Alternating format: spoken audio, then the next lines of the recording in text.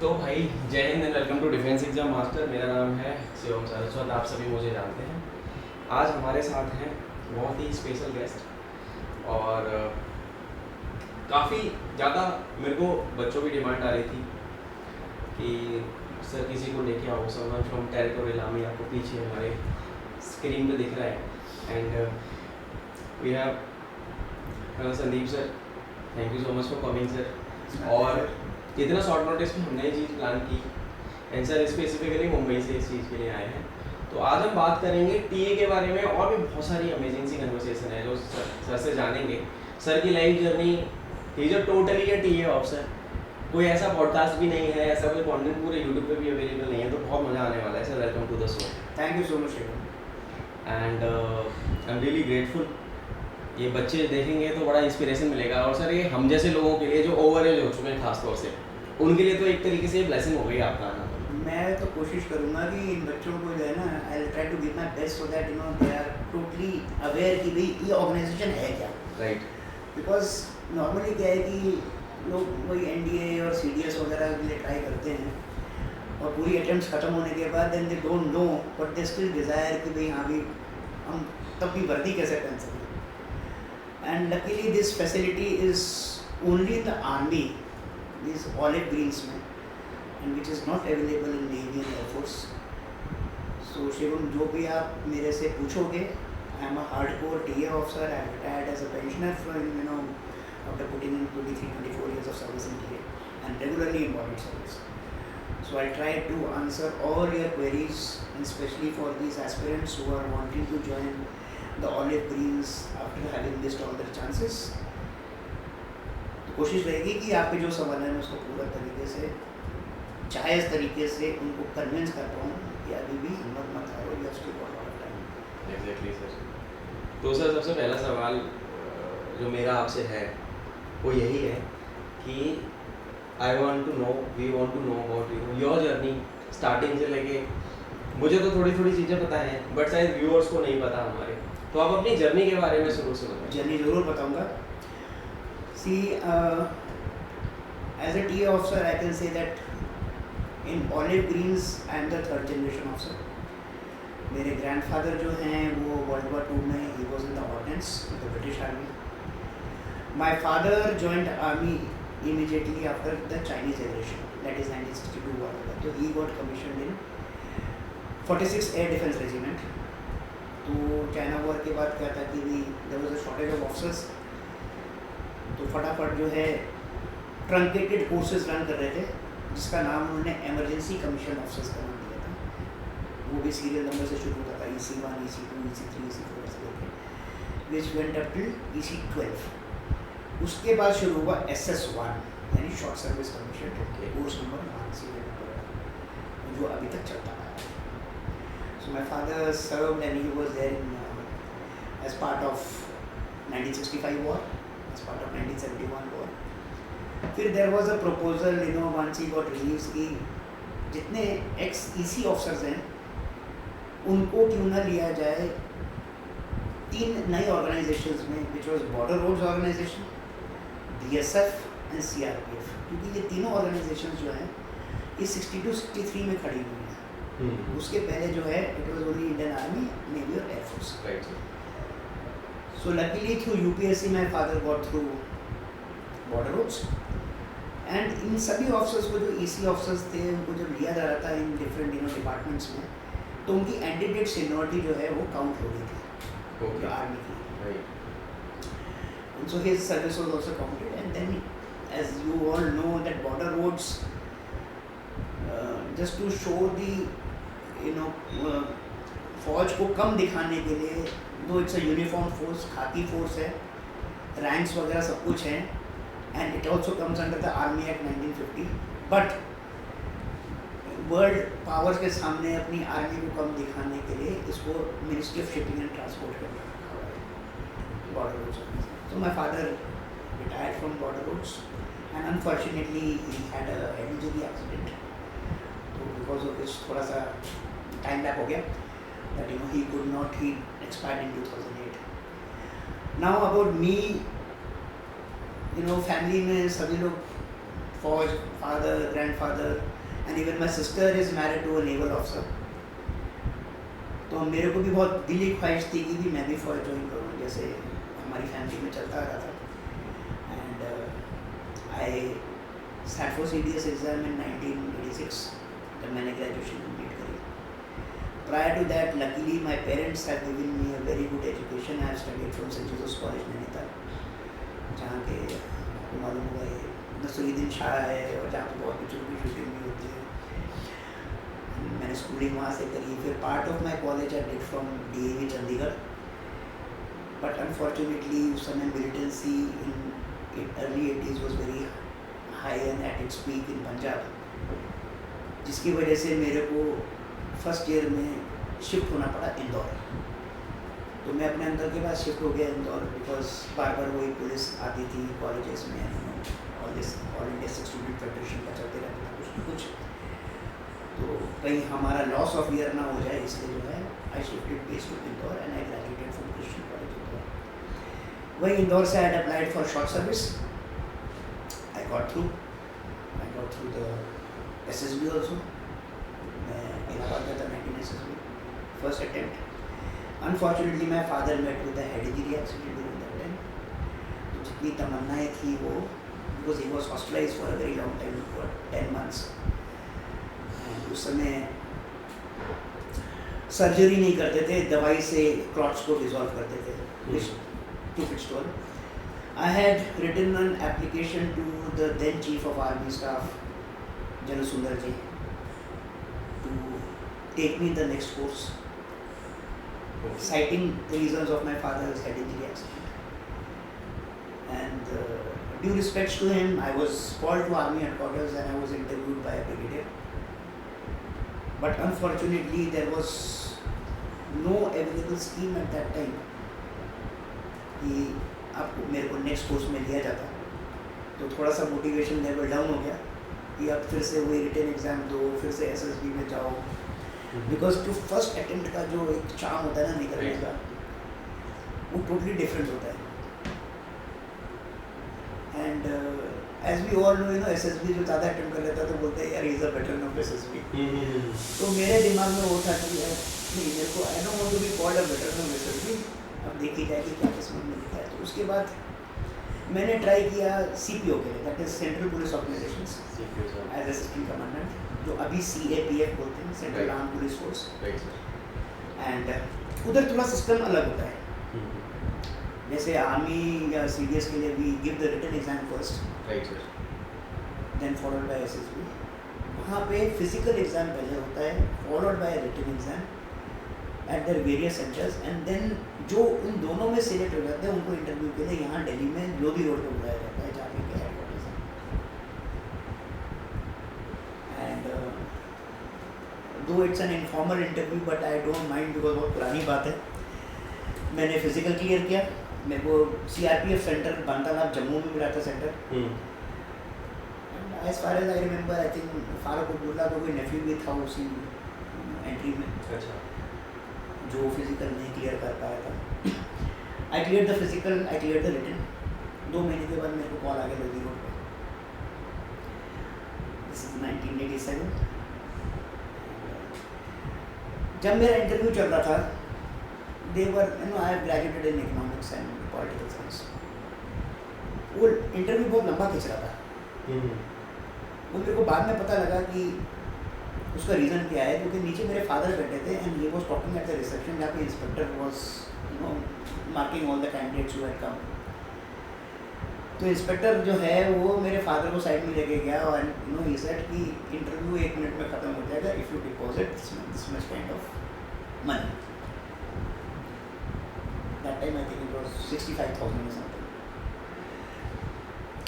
My father being a government servant, he didn't have that kind of money, and हम मुँह लटका के वापस आ गए। और दिल्ली तमन्ना फिर से कोई खाकी वर्दी पहनने की भी, वो भी जो है हाथ से निकल गई। फिर मैं सोचा कि यार देयर समथिंग न्यू, कंप्यूटर्स लोग कर रहे हैं, कुछ कर लेता हूँ उसमें। तो luckily there was a new institute which had open in Chandigarh, national institute of information and management services, NIMS, जिसके डायरेक्टर जो थे he was a computer science wizard from IIT Powai Mumbai. तो मैंने उनका 1.5 साल का डिप्लोमा ज्वाइन कर लिया। तो उसमें मैंने I did the languages were basic, fortran, cobol and DBase4। तो सबसे पहले वो लोग बेसिक से शुरू करते। तो जैसे मेरा 3 महीने में बेसिक लैंग्वेज खत्म हुआ, luckily my institute got a contract from a higher secondary school in Chandigarh to teach basic language from class 6 टू क्लास 12। क्योंकि मेरा बेसिक लैंग्वेज ख़त्म हो गया था and I had done considerably well in that. तो मेरे डायरेक्टर ने बोला कि तेरे को फीस देने की भी दिक्कत हो रही है, तो तू एक काम कर, तू 6 to 12 वहाँ पे स्कूल में जाके पढ़ाया कर। सवेरे 8 बजे से लेकर 2 बजे तक क्लासेस हैं एंड शाम को you can continue your course from 4 o'clock onwards your next language. तो मैंने एक फुल एकेडमिक सेशन पढ़ाया Motiram senior higher secondary school sector 27 Chandigarh. आप टीचर भी रहे? मैं टीचर हूँ and I love teaching, but you know it was not very income इतनी ज़्यादा नहीं थी, बिकॉज जो मेरे को पैसे तनख्वाह के तौर पे मिल रहे थे वो मैं फीस में लगा रहा था। हाँ। तो it was a balancing factor basically and that was not my aim also. But ये PG डिप्लोमा करने के बाद मैंने सोचा व्हाई नॉट ट्राई मार्केटिंग। तो लकीली चंडीगढ़ में ही एक ब्रिटिश कंपनी थी called Gestetner India limited, which were into office automation products. तो उसकी इंटरव्यू के लिए भी मैं दिल्ली आया था and fortunately I got selected and I was with them in for 3.5 years based at Chandigarh. और मेरे को टेरिटरी दी गई थी Haryana boards and corporation offices and Himachal boards and corporation offices. तो basically I had to deal with the government people.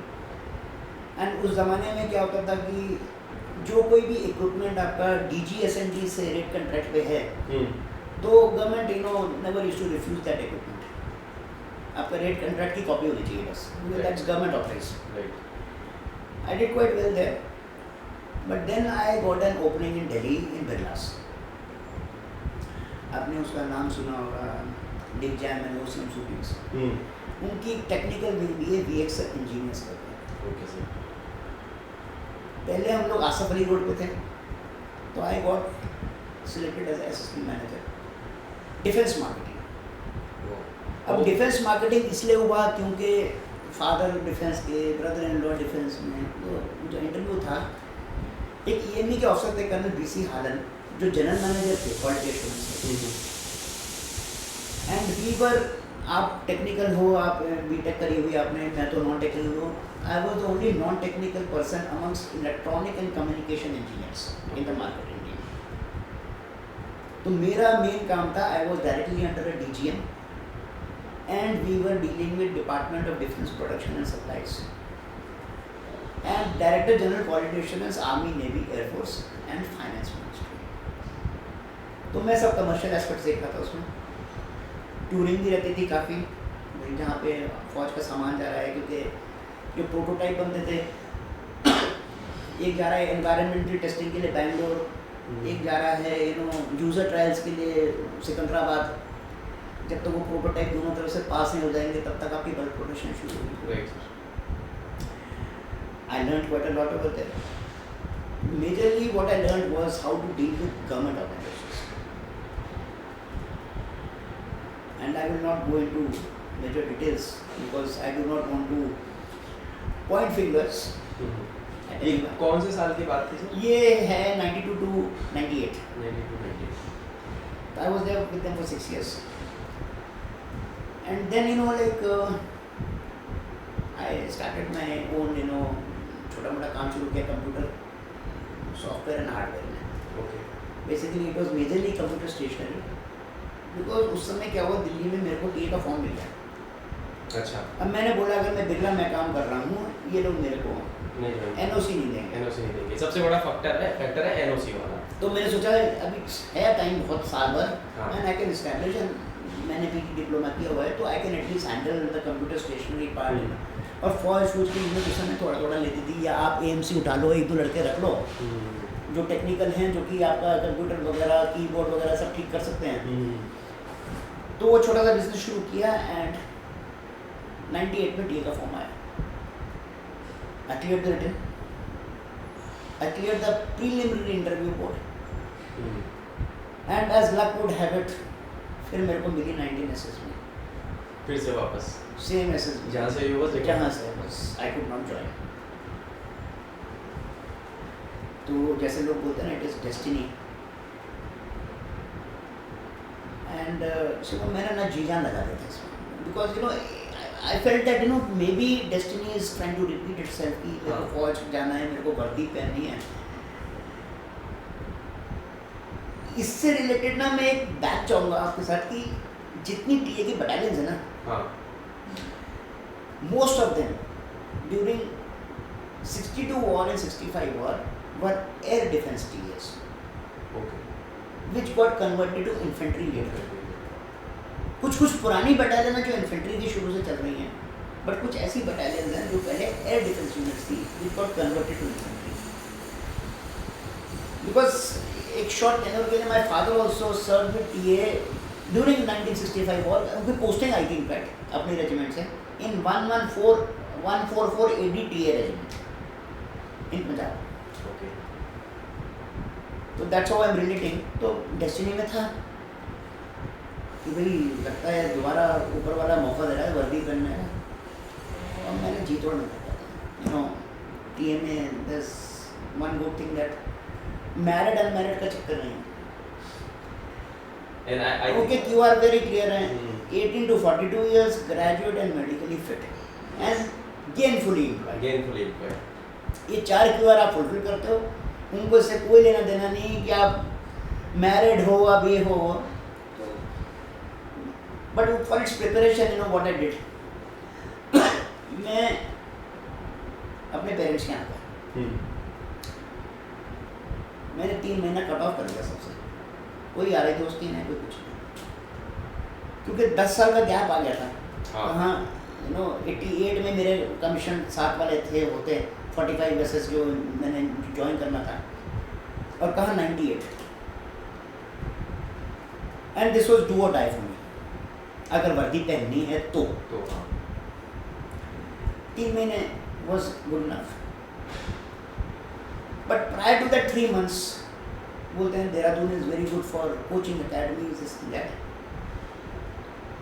मैंने ज्वाइन किया colonel Rai's coaching academy Dehradun में.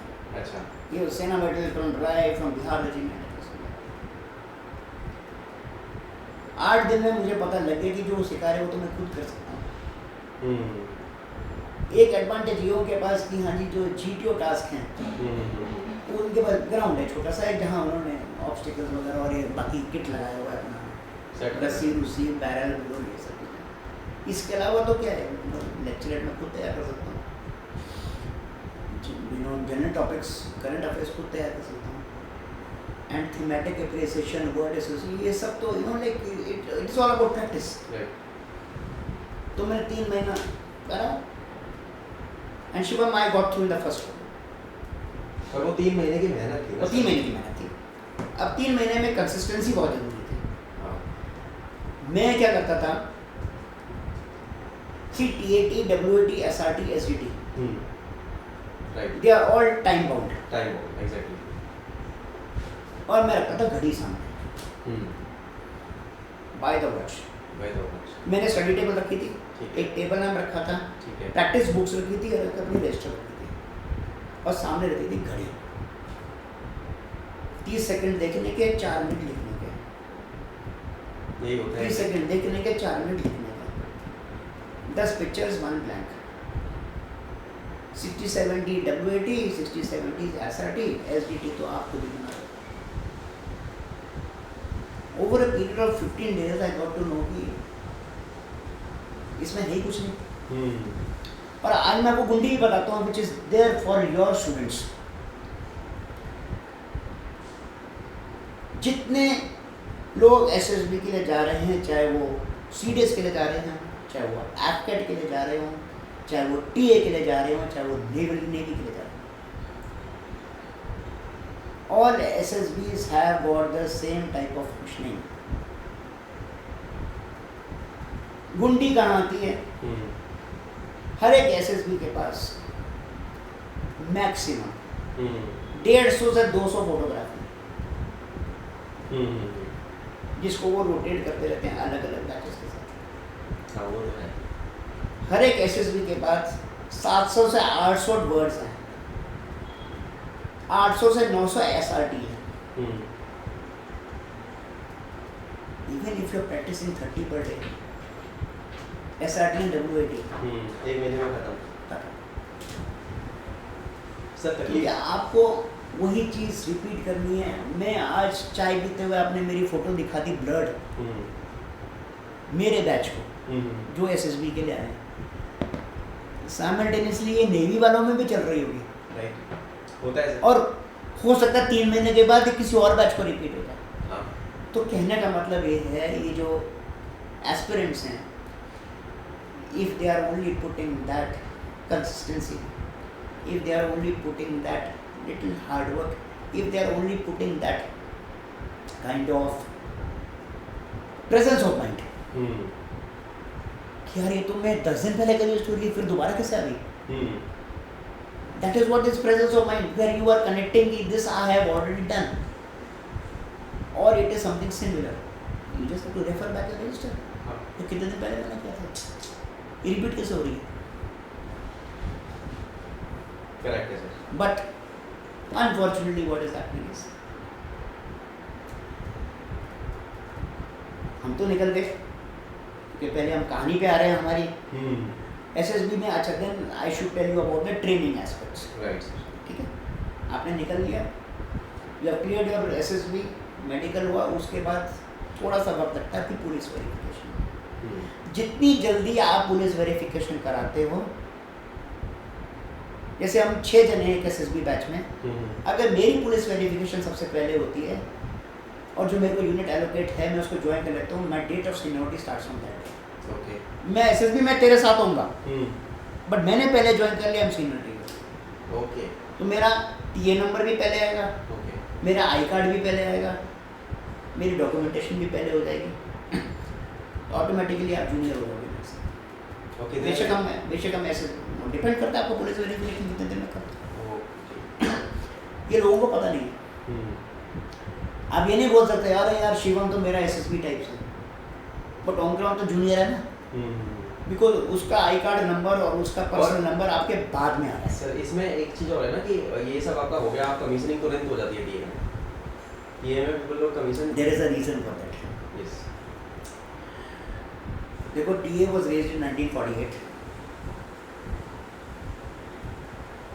आपने डीएसआर के बारे में सुना है?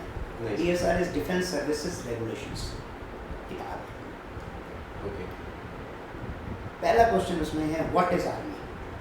ओके, उसमें लिखा है army is number 1 regular army, number 2 reservist, okay. Number 3 territorial. Sir इन तीनों के बारे में थोड़ा थोड़ा आप बताओ। रेगुलर आर्मी इज जो अपना infantry Normal. Battalions, EME, ASC वगैरह सब। राइट, रिजर्विस्ट वो होते हैं जो शॉर्ट सर्विस ऑफिसर्स होते हैं। ओके, अगर आप 5 साल के लिए हो, आप तब भी अगले 5 साल के लिए रिजर्व लिस्ट में रहते हो, अगर जंग होगी तो आपको वापस बुला लेंगे। राइट, उसी तरह अगर आप 10 साल के लिए हो तो भी you are there for the next 5 years in the reserve list, okay, and even if you are 14 years वाला। तो either whatever you know your date of release से अगले 5 साल तक आप रोल्स पे हो। आप बेशक बाहर सिविल में नौकरी कर रहे हो, that is irrelevant, but if there is war, you have to call, because you are a trained soldier, yes yes, इतनी जल्दी भर्ती कहाँ से करेंगे? सही बात दे है। Have already face this fiasco during the China war, right, इसलिए इमरजेंसी कमीशन शुरू करना पड़ा उनको। इसलिए वो एक जब एक शॉर्ट सर्विस ऑफिसर रिलीज होता है, शुरू में बॉन्ड करवा देते हैं, you will be in the reserve list.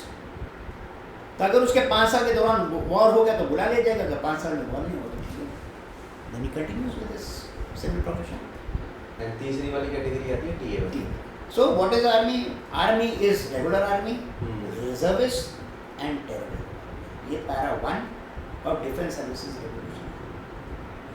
तो army constitutes these 3 things. We will come down to your TA वाला पार्ट। ठीक है, तो now I come down to the TA part. I come down to the training part. Yes sir. आप select हो गए? हाँ, select होने के बाद क्या होता है कि आपको यूनिट अलॉट हो जाती है टीए डायरेक्टरेट से। पहले TA directorate was under the vice chief of army and operationally it was under the DGM, director general military operations. Recently क्या हुआ है, जनरल बिपिन रावत के टाइम से टीए चली गई है डायरेक्टरेट ऑफ मिलिट्री अफेयर्स का। Though DGMO is specifying the requirement for the military operations, but decisions are being taken regarding TA by the DMA, Directorate of Military Affairs, जहाँ पे CDS करता है, जहाँ पे CDS वाला डिपार्टमेंट जो newly form है, जनरल बिपिन रावत के टाइम से ये उनके उसमें चली गई। Conditions for entry remain the same, and जो लोग बोलते हैं अच्छा यार तू टीए का है, अच्छा वो 2 महीने की फौज, ये बड़ा कॉमन क्वेश्चन है। यस। तो मैं शिवम बोलूँगा इन अफर्मेटिव, पेपर पे 2 महीने की फौज है। हाँ। 2 महीने किस लिए बोलते हैं? क्योंकि टीए में एम्बॉडीमेंट बोलते हैं, एम्बॉडीड और disembodied. Embodied is your physical service, disembodied is you will be called next man required. Right. तो आप डिसएम्बॉडीड स्टेट में हो बट रोल पे हो आप रोल पे हो। यस। तो you continue with your civil profession. Yes. That is why they ask for gainfully, कि कल को ये एस्पिरेंट्स ब्रेड एंड बटर ना समझें।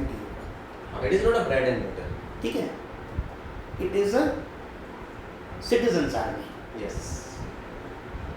If the citizens who wish to don the uniform for a limited time period or as and when required by the forces, they come for that period and they go back. Now why do they say territorial army? जब 1948 में raise हुई थी, partition हुआ था, एक साल हुआ, Kashmir was attacked by कबालीस पाकिस्तान से। राइट। नो, जब राजा गोपालाचारी ने रेजिंग करी थी 9 अक्टूबर 1948 को टेरिटोरियल आर्मी की, मकसद था कि अगर जंग होती है तो रेगुलर आर्मी को तो लड़ने जाना पड़ेगा। राइट। तो उनका रियर एरिया सिक्योरिटी कौन देखेगा? तो रियर एरिया सिक्योरिटी कौन देखेगा? ऐसा करते हैं आसपास के लोगों को हम रिक्रूट कर लेते हैं, उनको हम फौजी ट्रेनिंग देते हैं। तो जब जंग होगी तो रेगुलर फौज को भेज देंगे और आसपास के गांव वाले और शहर वाले जो हैं यूथ, उनको हमने ट्रेनिंग दी हुई है, उस वॉर के दौरान के लिए उनको बुला के रियर एरिया सिक्योरिटी बोल देंगे। सो as a second line of defense to cater to the rear area securities when the regular army is going for a war. That is the main aim of territorial army. अब जंग तो लगातार नहीं चलती ना, Right. कोई Israel और Palestine की वॉर तो है नहीं 2 साल से चल रही है, या यूक्रेन और रशिया की। हमारे लिमिटेड वॉर्स रहे हैं जितने भी हैं। राइट। 2 महीने, 3 महीने, 4 महीने, तो भाई टीए वाले वापस जाओ, खेती बाड़ी करो, जो जो काम कर रहे करो, अगली जंग होगी तो फिर बुला लेंगे। हाँ, बट एक कंडीशन है, अब जंग तो हो सकता है 10 साल ना हो, तो तुम अपना कैलिबर भूल जाओगे। राइट। इसलिए हर साल 2 महीने के लिए आपको ट्रेनिंग में लगना पड़ेगा, कैंप लगना पड़ेगा।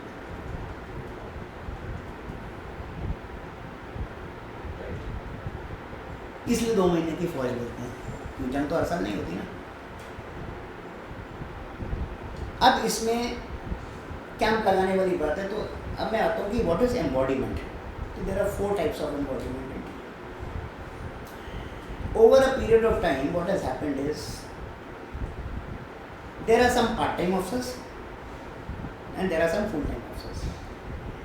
And actually, conditions for recruitment into TA, apart from education standards, is the same for officers, JSOs, and jawans.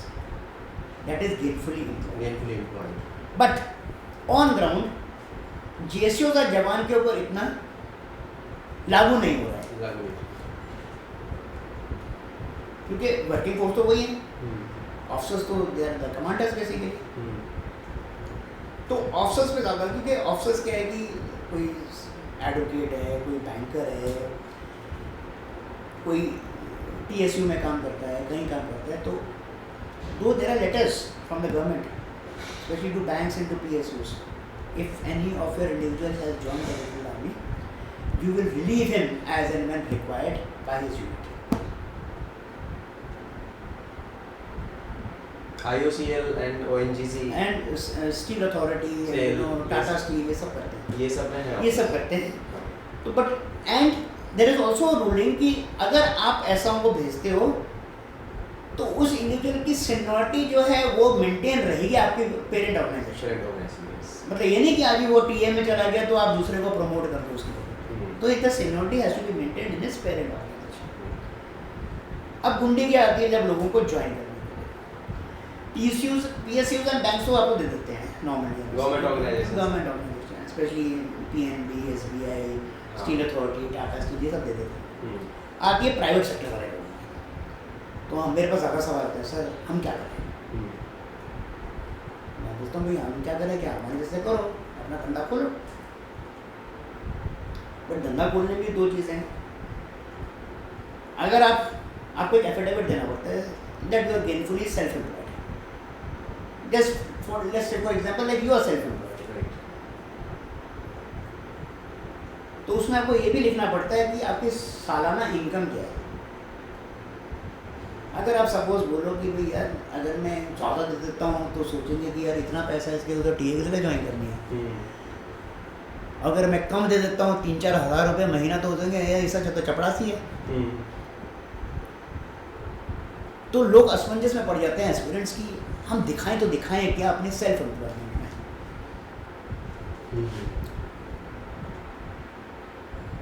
And if you are actually self employed, आप वो दिखाओ जो जेन्युइन। अगर आपको लगता है कि भी आप टैक्स के एम्बिट में आ रहे हो तो you can show some investments so that you get respite from the taxes also. But अभी इन्होंने कंपल्सरी कर दिया पिछले 6-7 साल से to adjoin your ITR. But the safest to join is as a self employed person, क्योंकि आप अपनी मर्जी के मालिक हो। आप देखो, आप अपने भाई को बोल सकते हो मेरा बिजनेस चला ले, अगर मेरे को सडनली बुला लेते हैं। आप किसी रिश्तेदार को बोल सकते हो, अपने फादर को बोल सकते हो, ब्रदर को बोल सकते हो, किसी को भी बोल सकते हो। सबसे ज़्यादा मुश्किल आ रही है जो प्राइवेट सेक्टर्स में, because private sectors don't give an essence, they are all result oriented. उनको प्रोडक्टिव, मैं अभी काम करेगा तो पैसा मिलेगा, नहीं करेगा तो वहाँ जाना तो वहीं की नौकरी कर। अब टीए वाले बोलते हैं कि हम आपसे ले तो रहे हैं affidavit and your ITR also, but please do not think it is bread and butter for you. कल को आप चैलेंज नहीं कर सकते हमारे को कि आपने हमको नौकरी पे रखा, अब आप हमारे को हटा दो। इसलिए वो क्रॉस गेनफुली एम्प्लॉयड का हर समय रहता है, and it is there in the TA act and in the TA regulations clearly written. Sir मेरा एक सवाल आता है इसमें कि कोई बंदा है, let us suppose there is a guy who is a tuition teacher है, मान लो 25 से 30 हज़ार रुपये महीने के कमाता है, तो क्या वो भी ज्वाइन कर सकता है? क्योंकि ये प्रैक्टिकली मेरे को सवाल आया है। क्यों नहीं कर सकता? बट देखो, ज्वाइन तो कोई भी कर सकता है। इट इज बेसिकली या पीएबी और एसएसबी में इन क्वेश्चंस को कैसे कन्फ्रंट करना है, right? That is more the fact. क्योंकि सवाल आएगा फिर तू ट्यूशन छोड़ के वहां चला जाएगा तो तेरी ट्यूशन का क्या होगा फिर? हाँ। So you should be prepared how you are going to answer that question. तो एसएसबी में तो आप ये तो नहीं बोल सकते ना कि हाँ जी सर ट्यूशन मेरा फादर पढ़ा लेगा। यार तुम टीचर हो यार, बच्चों का क्या होगा? बच्चों का क्या होगा? They lose this thing, extra work जो उनको आपसे गाइडेंस मिल रही है। यानी अगर आप बच्चों को छोड़ के जा सकते हो तो कल को आप जवानों को छोड़ के भाग जाओगे। वही वाली बात है, right? So these are all psychological based questions which can be asked, so one has to be very ready कि अगर मेरे से ऐसा सवाल पूछा तो उनको जवाब क्या देना है। So you should be very convincing during that time. You can't just talk out of your hat. क्योंकि आप किसी ऑर्गेनाइजेशन में जा रहे हो and you are passionate about that uniform, you can't go ill prepared.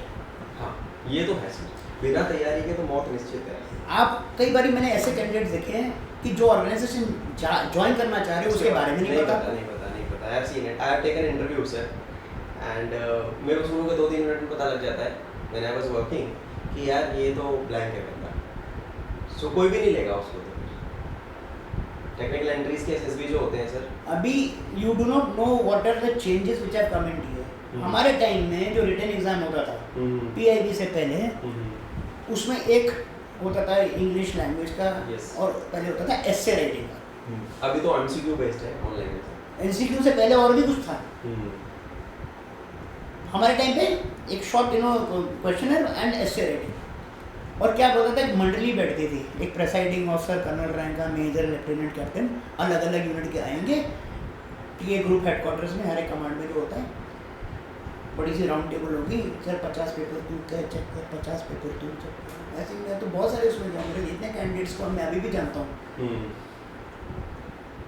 किसी की राइटिंग पसंद नहीं आ रहा है, यार कुछ समझ नहीं आ रहा है, पेपर हटाओ उसको, ठीक है। अच्छा, आपके पास जो शॉर्ट क्वेश्चंस है एमसीक्यू टाइप, जो शुरू के पूछते हैं, you know that multiple choice questions, you know based on your क्या बोलते हैं मेंटल एबिलिटी एंड रीजनिंग, और थोड़ा इंग्लिश, थोड़ा मैथमेटिक्स, थोड़ा फिजिक्स, थोड़ा ये, तो हमारे पास तो आंसर शीट होती है।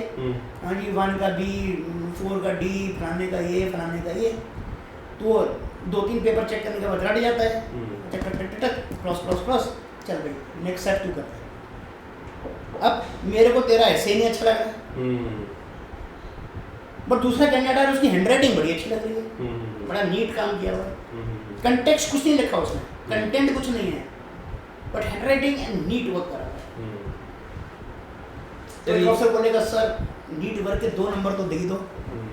कहने का मतलब है, you know the way you people get biased. तो that is how things, you know, हमसे जब फीडबैक मांगते थे, I was very open about it. This is no way of checking papers. कुछ स्कूल के बच्चों का थोड़ी ना चेक होता है पेपर कि हाँ जी तुम्हारा क्लास एग्जाम बेटा खत्म हो गया, हम टीचर आनी जितने पढ़ाते हैं तुम लोग, हम स्टाफ रूम में बैठेंगे और हाँ जी एक सेट तुम चेक करो, एक सेट ये चेक करो, ऐसा नहीं होता। How are you checking the mental ability of the candidate? He has to command man here. Life and death की बात है, लाइफ एंड डेथ की बात है।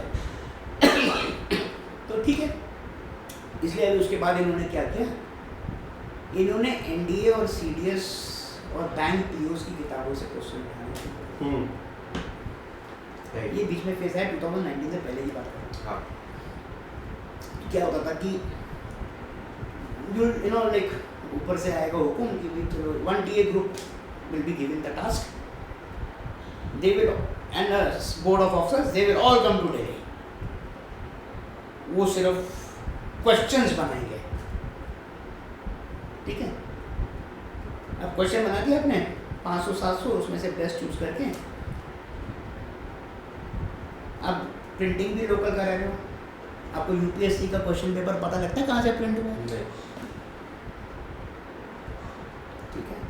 तो वो चीज़ हटाई कि आप क्वेश्चन पेपर एक बोर्ड ऑफ ऑफिसर्स बना रहा है, एक ब्रिगेडियर साहब और 5-6 चेक करने वाला दूसरे टीए ग्रुप कमांडर को बुलाएंगे विद 4-5 ऑफिसर्स फॉर ट्रांसपेरेंसी, क्योंकि दूसरे को नहीं पता कि आपने क्या क्वेश्चन सेट किए थे उस हिसाब से।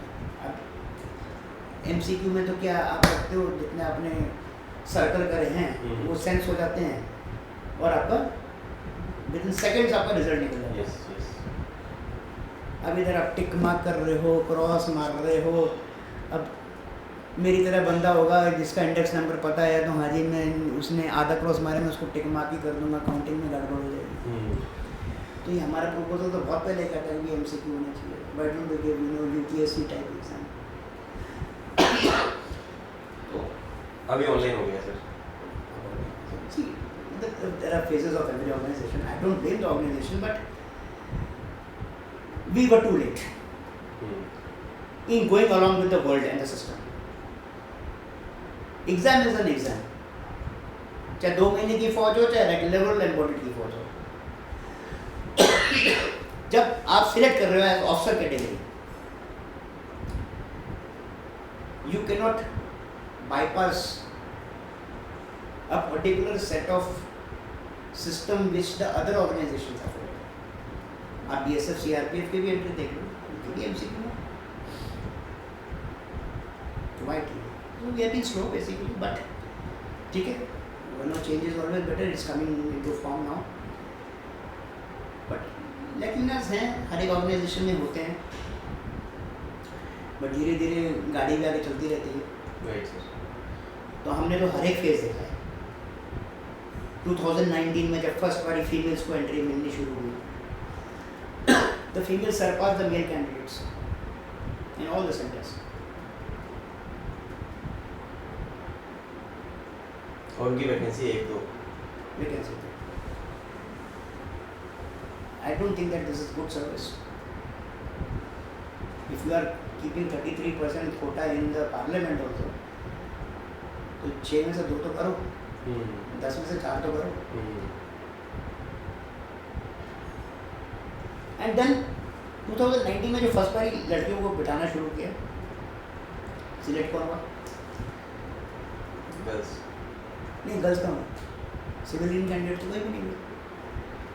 जो हुई है एक्स एस एस हुई, एक्स एस एस, हाँ, या I got to know. Short service officers थे. Why this biasness? Because SS officers का ऐसा है ना कि वो जिस रैंक से बाहर आए हैं उसी रैंक पे जाएंगे. वो तब मिलेगा जब वो अपनी ग्रेचुटी वापस कर दें. ओके, अगर ग्रेचुटी वापस नहीं करी तो start with lieutenant only. Alright. हाँ, एंटीडेट सैलरी तब मिलती है जब आपको जब रिलीज होने के टाइम में ग्रेचुटी मिली है, उसको वापस करो paying authority, then you will get your antedate salary. But then you know, like जैसे हर एक ऑर्गेनाइजेशन में होता है, there is lot of tiff between TA NSS. जैसे इधर होता है NDA versus OTA and you know IMA. ये तो एनडीए वाला है, तो एनडीए वाला है, तो तो डायरेक्ट डायरेक्ट एंट्री है. वैसे इधर टीए वर्सेस एसएस. अब देखो एसएस की सिलेक्शन होती है, इनका जून जुलाई में नोटिफिकेशन निकलता है, मार्च अप्रैल में सिलेक्शन क्या उनका डॉजर मंगाते हैं, आर्मी हेडक्वार्टर से इंटरव्यू करते हैं, सेलेक्टेड उतने काम है. कोई रिटन एग्जाम नहीं है. बेशक 5 साल का गैप हो, बेशक 10 साल का गैप हो, बेशक 15 साल का गैप हो, बट 42 ईयर के नीचे. भाई 15 साल में इंसान भूल नहीं सकता क्या? So this things are also. Sir एक ना बेसिकली सवाल आता है इसमें कि आपका क्या है, मतलब how was your tenure as a TA officer, मतलब क्या क्या काम किया, कहाँ कहाँ में काम किया, वो मैं जानना चाहूँगा. मतलब 15 साल कश्मीर, अच्छा, 5.5 साल नॉर्थ ईस्ट. मेरे को पीस पोस्टिंग पता है कहाँ मिली है? हाँ, एक लास्ट मिली औरंगाबाद, एक नई रेजिंग थी इकोलॉजिकल बटालियन की. एक मेरे को मिली बेलगाम, जहाँ पे कमांडो कोर्स होता है. बस. एडवेंचर थी लाइफ में. पता है टीए में नौकरी करना बड़ा मुश्किल है.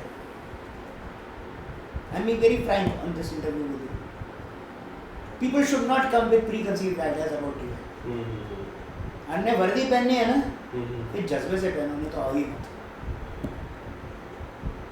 अगर आपको रेगुलरली एम्बॉडीड टीए ऑफिसर रहना है,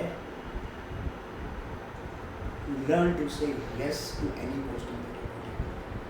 don't be a crib master. कैसा हो गया? फैमिली के साथ रहना है.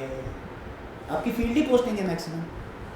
टीए डिप्लॉयड होनी शुरू हुई है फील्ड में 1989 या 90 से, व्हेन इंसर्जेंसी स्टार्टेड. आरआर भी तब शुरू हो गई थी, फर्स्ट बटालियन से शुरू हुई थी जो सिलेक्शन की. So basically ammunition depots, convoy protections, उधर से आरआर कहाँ से करेगी? आरआर तो इंसर्जेंसी लड़ने के लिए उन्होंने खड़ी करी. It is purely a counter insurgency force. तो who looks after all these installations? The VAVPs जो बोलते हैं, vulnerable areas and vulnerable places which are related to the defense establishments. All installations हो गए, All installations. ये सब हो गए. फिर कॉन्वॉयज को कौन ले जाएगा? कॉन्वॉयज को कौन ले जाएगा? हाँ, उसकी प्रोटेक्शन कौन करेगा? रोड ओपनिंग कौन करेगा? आरओपीज होती है. तो इसलिए जो है इन्होंने फर्स्ट इंडक्शन ऑफ टीए करना शुरू किया था 1989-90. उससे पहले क्या होता था? या तो स्पोर्ट्स कोटे में हो, या फाइटर हो, या आप कोई नेशनल प्लेयर हो. जवान तो वैसे ही मॉडी होते थे. अभी चैंपियनशिप है, ले आ भाई वॉलीबॉल दे बंदे, ठीक है ना? 3 महीना बॉडी लगातार मैच जीते, body. Firing team ARA, army rifle association, जिसमें TA's number 2 after BSF. Regular army is 4th और 5th. ओके. वो क्यों?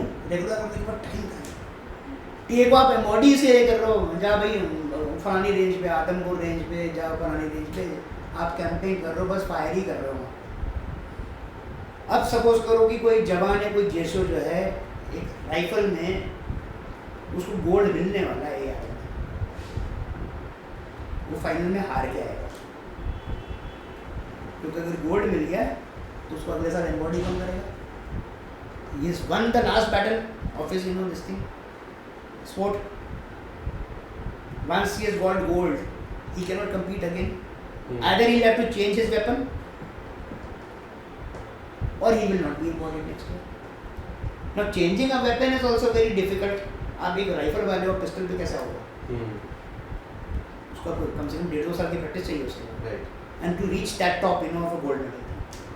तो तब यूनिटों में ऐसे चलता था, स्पोर्ट्स वाले हो गए, फायरर्स हो गए, मार्चिंग कंटिजेंट्स हो गए, इन लोगों को एम्बॉडी किया जाता था फॉर स्पेसिफिक पर्पसेस, जिसमें 6 महीने की ट्रेनिंग चाहिए। To which I will relate to 4 types of embodiment, जो हर एक एस्पिरेंट को पता होना चाहिए।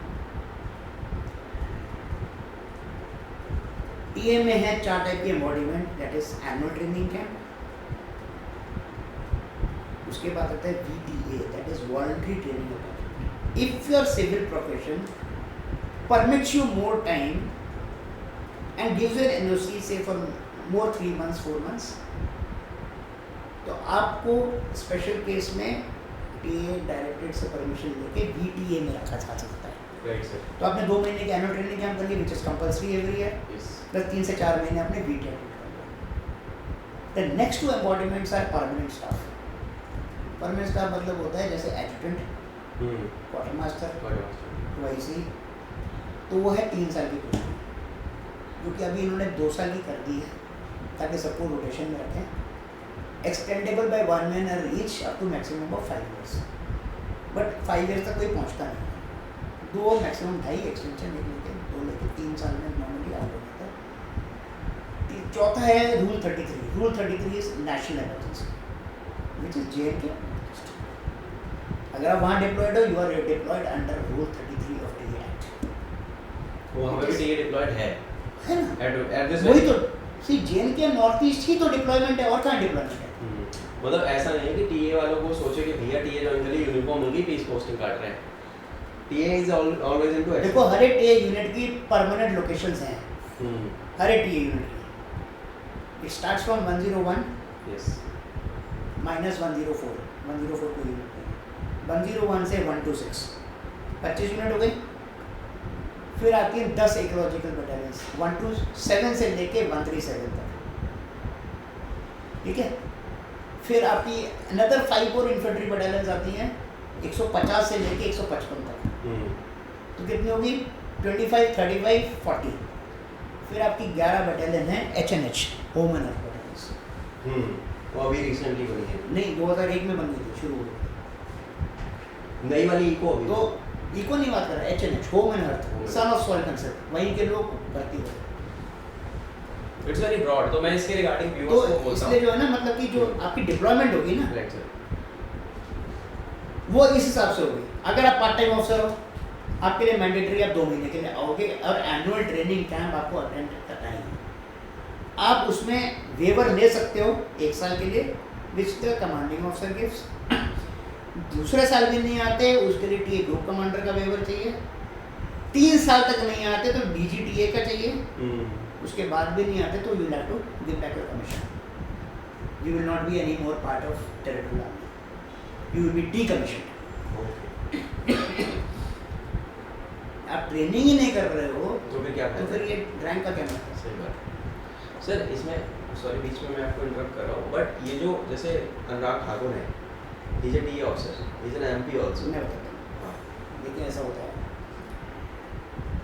नाम गिना देता हूँ, मोहनलाल हाँ 122 TS है, यस, कपिल देव 150 TS है, महेंद्र सिंह धोनी पैरा TS है, अनुराग ठाकुर 124 TS 6 है, एंड सचिन पायलट, यस, और एक वो भी था बिंद्रा भी था। हाँ they are all brand ambassadors to lure the youth to join TA. इसमें से सिर्फ 2 ही हैं जिन्होंने एग्जाम दिया है, that is Sachin Pilot and Anubhav. Okay. तो they can claim that they are not actually brand ambassadors, they are part and parcel of that. Anurag sir का तो हमने अभी देखा भी एंड Sachin Pilot he is given a little, but they have been given this leverage because they are politicians and they have to go to their constituencies also. So they have a dual function. They have a dual function is to get their respective units recognized and to lure the youth as well as simultaneously look after their constituencies. ये भी अपने बात में अपने आप में बड़ी बात है सर। बड़ी बात है। So, देखो अभी जैसे we should not be apolitical, but if you are watching what the parliament session and all of what discussion is going on, I will not name people, but ये भाई हाँ जी तो क्या हो गया, आप सैनिक स्कूल पढ़े हुए, हम तो इस यूनिट के नुमाइंदे भी हैं, ठीक है।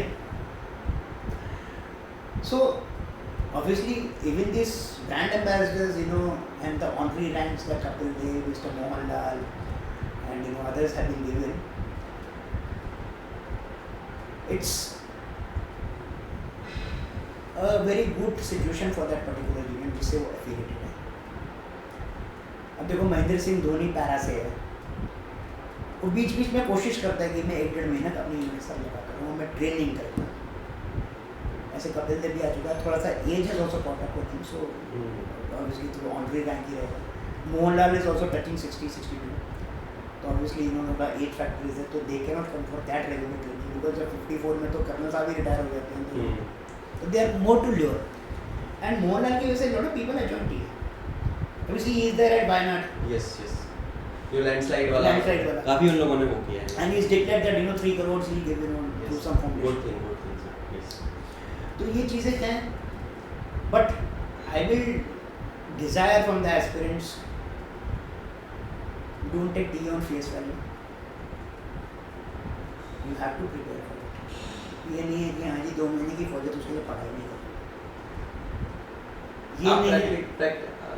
ये नहीं है कि अगर आपको टीए ज्वाइन करनी है तो उसके लिए कोई खास एट्रीब्यूट्स नहीं चाहिए। SSB the same, there is no difference in the SSB. आज की डेट में अगर आप किसी यूनिट में हो, अगर आप अपने सीईओ से कोई पंगा लेते हो तो बोलेंगे what is the difference between you and me, you are also from the same SSB, I am also from the same SSB. थोड़ा सा सिलेक्शन प्रोसीजर लगे, बट अल्टीमेटली एसएसबी तो वही है, राइट। वही 18 एसएसबी, वही 19 एसएसबी, वही भोपाल, बेंगलोर, इलाहाबाद, अपना ये Jalandhar, what the difference? Same grilling, same screening out, screening in, process same, selection criteria same. Conditions of service are different only. Yes. But conditions of service can be the same if you are a willing server. Right, sir. If you do not, बोलते हैं कई लोग मजे के लिए भी आते हैं, और यार 2 महीने मतलब शान और शौकत भी चाहिए ना, अरे CSD कार्ड बन जाएगा मेरा, कैंटीन फैसिलिटी, मेरे को मेडिकल फैसिलिटी, थोड़ा शो ऑफ्स भी आते हैं। I be very frank with you, this I don't mince words when I say that. I have seen दिखावा करने के। Do they survive in DA? यार एक बात बताओ मेरे को, सर्वाइव डुअल पर्सनालिटी वाले कैसे सर्वाइव कर सकते हैं? The organisation is smart enough to understand the psych. ठीक है, आपने एसएसबी क्लियर कर लिया, you might have been found fit psychologically, but there your psychology is being tested in SSB, not your waywardness. कोई अगर आदत से मजबूर है अपनी, there are so many people in DA again which I will not name, तुमने missile पहनी हुई है, फलाना पहना हुआ है, ढिमकाना पहना हुआ है, तुम्हारी मेजर रैंक में तुम्हारी दोनों जेबें भरी हुई हैं मेडल से और पता नहीं क्या करते हो, करा कुछ है नहीं, this is show off, what you are not or what you are not, यार उसकी डॉक्यूमेंटेशन होती है, it has to be documented in a personal record of what you have done, then only you can wear it. अब तुमने आज missile लगाई हुई यहाँ पे, कभी मिसाइल फायर करी है? वो तो रेगुलर आर्मी में होता है। डीए का वेपन सिस्टम ही अलग है। What are the weapons that the TA वाले बंदे? टीए में सेक्शन में एलएमजी के ऊपर कुछ है नहीं, and there are battalion headquarter में हैवी मशीन गन हो सकती है, दैट्स ऑल। और नॉर्मल वेपन जो है नॉर्मल है अपना ये इंसास और AK. AK only in insurgency areas. तो अभी ये 203 जो ये आपकी एकेज है ना, ये सेक्टर स्टोर्स बोलते हैं इसको। आप जिस सेक्टर में जाते हो इंसर्जेंसी एरिया में, वहाँ से इशू होते हैं आपको, जब आप वहाँ से निकलते हो अपनी लोकेशन में आते हो तो आपको वापस करना सबमिट पड़ता बैक द वेपन। है। आपकी इंसास आपके पास रहती है जो आपकी यूनिट का वेपन है। Then I should tell you the training also. लोगों को बहुत इसमें, जब भी कोई टीए ऑफिसर कमीशन होता है तो उसको यूनिट एलोकेट होता है। ही रिपोर्ट्स टू द यूनिट, और वही एंटीडेट से मतलब कि जितनी जल्दी पुलिस वेरिफिकेशन कराओगे उतनी जल्दी आपका सीनियरिटी होगी। आपने रिपोर्ट करा यूनिट में, from day 1 your 1 month is ORT। ORT is officers recruitment training, followed by immediately followed by 2 months of annual training. 3 महीने हो गए, आपको पहले 1 महीने में स्टार लगाने नहीं देंगे, वो 1 महीने के बाद ही लगाएंगे। And it depends from unit to unit. Barrack में सुलाएंगे जवानों के साथ, ये करो वो करो, जो भी एक नॉर्मल जैसे अकेडमीज में। 3 महीने की इस ट्रेनिंग के बाद there is a TA academy in Devlali which runs a CI capsule, counter insurgency capsule, क्योंकि मैक्सिमम डिप्लॉयमेंट टीए का नॉर्थ ईस्ट और JNK में है काउंटर इंसर्जेंसी। 3 महीने वो करते हैं, तो इसमें जाता है पूरा बैच, अकेले कुछ नहीं करते। 1 या 2 SSB जितने लोग सेलेक्ट हुए हैं, वो 5, 10, 15 लोग जो हैं वो एक साथ जाते हैं टीए अकेडमी में। यही 15 लोग लास्ट में जाते हैं IMA 3 महीने के लिए, विच is known as post commission training, because you are already commissioned from day 1 you get your unit elected, your lieutenant so and so. Okay. तो everything whatever training is there is post commission। आपकी commissioning हो चुकी है क्योंकि president ने आपको दे दिए commission. तो आपकी यूनिट में भी रैंक आपको 1 महीने जस्ट कि आपको फीलिंग ना आ जाए पहले दिन से आई मैं तो लेफ्टिनेंट हूँ। तो 1 महीने के बाद 2 महीने की एनुअल ट्रेनिंग, फिर CI capsule TA academy Devlali, and IMA slot आता है IMA की तरफ से, तो उनका वो ब्रेक पीरियड है। तो that PCT post commission training in IMA is to be completed within first 2 years of service. और फर्स्ट 2 years ऑफ सर्विस इसलिए रखा है कि कुछ पार्ट टाइम ऑफिसर्स हैं, कुछ फुल टाइम ऑफिसर्स हैं, उनका भी मैनेज करना पड़ता है कि कौन आ रहा है, किसको NOC मिल गई, किसको तो हाँ जी हम लोग 20 भेज रहे हैं, हम लोग 15 भेज रहे हैं, हम लोग 10 भेज रहे हैं। उस हिसाब से IMA को डिटेल करना पड़ता है, उस्ताद कितने रखने पड़ेंगे, ऑफिसर्स कितने डिटेल करने पड़ेंगे। तो ये मैनेजमेंट करने के लिए जो है ये स्लॉट IMA से लिया जाता है when TA confirms to them कि we will be having minimum these many officers for PCT। ये पूरा का पूरा ट्रेनिंग, ये पूरा ट्रेनिंग। और उसके बाद अगर आप फुल टाइम एम्बॉडीड नहीं हो under this 4 conditions of annual training camp, BTA, rule 33 and permanent staff, then you are a part time officer, फिर आप सिर्फ साल में 2 महीने। तो जनरली सर एक सवाल आता है मेरा फिर इसी में से निकल के कि जो कैंडिडेट जा रहे हैं टीए में वो क्या ऑप्ट करते हैं, ये जो जेनरिक जो चीज़ें हैं जो आपने अभी बताई, या फिर वो पार्ट टाइम वाला mode? See I tell you what, I have seen many veterinary doctors also joining. जैसे मेरे साथ एक हरबीर करके वो गॉट सिलेक्टेड, उसने बोला कि जो लेफ्टिनेंट की तनख्वाह है उससे ज़्यादा तो मेरे को अभी पंजाब गवर्नमेंट दे रही है एज अ वेटनरी डॉक्टर। तो ये वाला टीए ऑफिसर बट देन उसने 2 साल के बाद छोड़ दी, मेरे को कोई फायदा नहीं, 2 साल में अपना रगड़ा क्यों करा। कहने का मतलब है in a nutshell is regularly embodied वो रहते हैं जो पैशनेट होते हैं यूनिफॉर्म के बारे में, जिनको लगता है that they are doing very well in their personal business PSU private sector, या प्राइवेट सेक्टर से तो NOC बहुत कम मिलती है, तो they prefer only to come for ATCs। And इसका बिल्कुल एक मैथमेटिकल कैलकुलेशन है, मैं एक नॉन टेक्निकल पर्सन हूँ but I can tell engineer also. मैंने गिरवा दी कितनी बटालियंस हैं, ठीक है 51 बटालियंस हो रही हैं, कुछ 4 कंपनी बेस्ड हैं, कुछ 6 कंपनी बेस्ड है, कुछ 8 कंपनी बेस्ड है। राइट तो हम एवरेज में लेते हैं 6 कंपनी, राइट ठीक है। 6 कंपनी 51 बटालियंस, 306 हो गए, सीधे सीधे ऑफिसर चाहिए हाँ। एज कंपनी कमांडर से। Right 51 battalions, minimum 2 permanent staff officers, 406 407 हो गए, 407 यस ठीक है। देन यू कैन कंसिडर नए इंडक्टीज हैं, अभी उनको कंपनी कमांडर लगाया नहीं है, पार्ट टाइम ऑफिसर्स हैं जो सिर्फ 2 महीने के लिए आते हैं, उनकी खाना पूर्ति में कंपनी कमांडर किसको रखोगे? तो बहुत सारी ऐसी कंपनीज हैं जो कि 600 चला रहे हैं junior commission officer, because there is shortage of officers. Part time वाले बोलते हैं हम तो सिर्फ 2 महीने के लिए आएंगे, जो फुल टाइम आते हैं तो 2 कंपनी कमांड कर रहे हैं क्योंकि फील्ड में है। अब क्या दे आर ओवरबर्डन। तो what I am trying to say is the simple calculation is that T has got a shortage of officers, and I'm not comparing it with the regular army because the organization is such, and because part time and full time concept है, full time means embodied full time right with no guarantee हाँ as on requirement basis।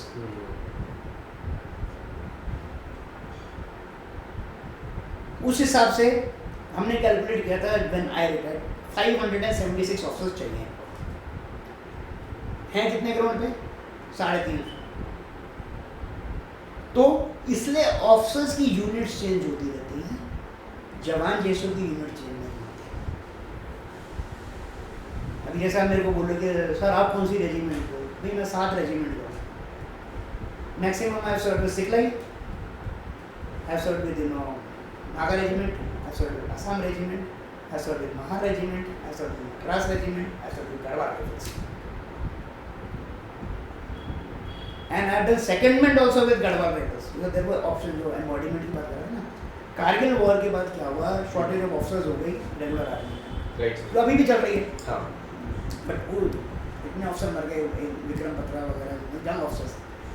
अब how to fulfil that gap? तो 99 में 2000 का plan था कि Indian army को हम 50% TNIs कर देंगे। ओके जो स्टैग्नेटेड लॉट है ना, मेजर लेफ्टिनेंट कर्नल वाले, हाँ। उनको TNA जाएंगे। और बट कारगिल वॉर हो गया, अब उनकी खुद की शॉर्टेज होगी तो TNIs क्या करोगे?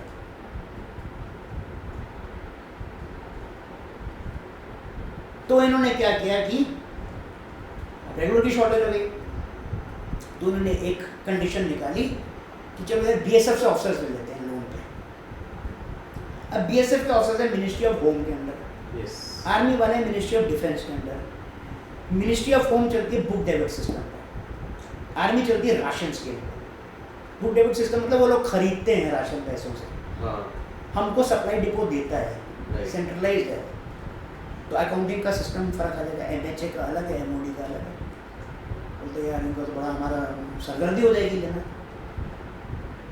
तो तब किसी ने DSR पे बोला DA के क्यों नहीं लेते ऑफिसर्स? तो ऐसे टाइम पे 2001 में हम 12 ऑफिसर्स सेलेक्ट करते हैं जिनको अलग अलग रेगुलर बटालियन में भेजा, and that posting was on secondment to regular army for a period of 2 years, extendable by 1 year each up to a maximum of 5 years. But unfortunately what happened, for Parakram parliament, तो हम उनके साथ चल रहे थे। हम मैंने जैसे I was given to 18 Garhwal rifles, I went to Parakram, but फिर पूरी टीम मोबिलाइज हो गई। तो ऑफिसर चिल्लाने लगे भाई मैं यहाँ जंग होने वाली है, मेरे पास ऑफिसर ही नहीं है। तो सबको रिवर्ट बैक किया गया। तो लोग साल सवा साल थे बस, उससे पहले हमको बीच ऑफ पराक्रम में रिवर्ट बैक कर दिया। जो आज की डेट में भी फॉर्म में चल रहा है, आप हर साल ना you have to give your willingness form, yes willing to serve on permanent staff, yes or no, willing to serve on secondment to regular army, yes or no, only willing to come for ATC, yes or no। ये सब options आपको हर साल देना पड़ता है, हर साल अपना ITR देना पड़ता है, हर साल अपना एम्प्लॉयमेंट सर्टिफिकेट देना पड़ता है, हर साल अपना एनओसी देना पड़ता है। तो आप सर कोई भी एनओसी नहीं दे सकते वैलिड फॉर 5 इयर्स। सर इसमें जैसे एक चीज़ है, फिर आपने जो सारी चीज़ें बताई बहुत अच्छा और फ्रूटफुल कन्वर्सेशन है। मैं चाहूँगा व्यूअर्स से डिस्क्रिप्शन में टीए के रिलेटेड एक मैं पीडीएफ डाल दूँगा, उसमें सारी इन्फॉर्मेशन आप लोगों को मिल जाएगी। और सर का कन्वर्सेशन तो शुरू से लेकर आखिरी तक आप लोगों ने अगर देखा है यहाँ तक तो चैनल को सब्सक्राइब कर लेना भाई। सर एक चीज़ है, मतलब जहाँ तक मुझे समझ में आ रहा है कि TA is the very best option for someone who is self employed और जिसको यूनिफॉर्म का जज्बा है कि यार मेरे को सर्व करना है। यस, प्राइवेट ऑर्गेनाइजेशंस में मैंने देखा है, मेरे को लोग एनओसी नहीं मिलेगा। नहीं मिलता है NOC because they are projective profit driven organisation. Profit, क्योंकि आपको पता है कि अगर एक महीने परफॉर्मेंस नहीं आती है किसी की तो वो लोग उसको पीआईडी पे डाल देते लोग। उनको रिजल्ट परफॉर्मेंस चाहिए कि भाई उनका सेल कितना हो रहा है, उनका हानि भाई नाम कितना हो रहा है। Right. So they normally don't give N NOC and normally जितने लोगों ने मात खाई है टीए ज्वाइन करने में वो प्राइवेट सेक्टर का है। There is no problem for self employed till they are able to convince in the SSB and PA Yes. who will look after your business, how will you conduct it, ऐसे कैसे करोगे, वैसा कैसे करोगे। तो आपको अगर भाई मैं शिवम को कन्विंस कर देता हूँ, बोले ठीक है यार इसकी प्रॉब्लम है, अपने आप देखिएगा तो बिजनेस कैसे चलता है, please convince me, okay join. And second is for PSUs, जो पीएसयू वाले हैं उनको उनकी ऑर्गेनाइजेशन छोड़ देती है, गवर्नमेंट का इंस्ट्रक्शन है। Yes. Otherwise, the PSU people can challenge their organization. When you have got a letter from the government that we can join DA, तो आपने आप हमारे को यूनियन में क्यों मना कर? PSU people are actually doing good. They are actually doing good in TA. तो नॉर्मली पीएसयू वाले और एडवोकेट्स हैं and you no self employed चला है, प्राइवेट सेक्टर वाले बहुत कम हैं। और प्राइवेट सेक्टर वाले अगर हैं तो वो 2 महीने की फौज है, वो है असली दो वो महीने। है, वो असली। तो 2 महीने की फौज तो खैर बोलने वाली बात है। See, I put in more than 23 years of service in TA, Yes. regularly embodied without a single day break. That is a huge service. Plus मैं 10 years of service in the corporate।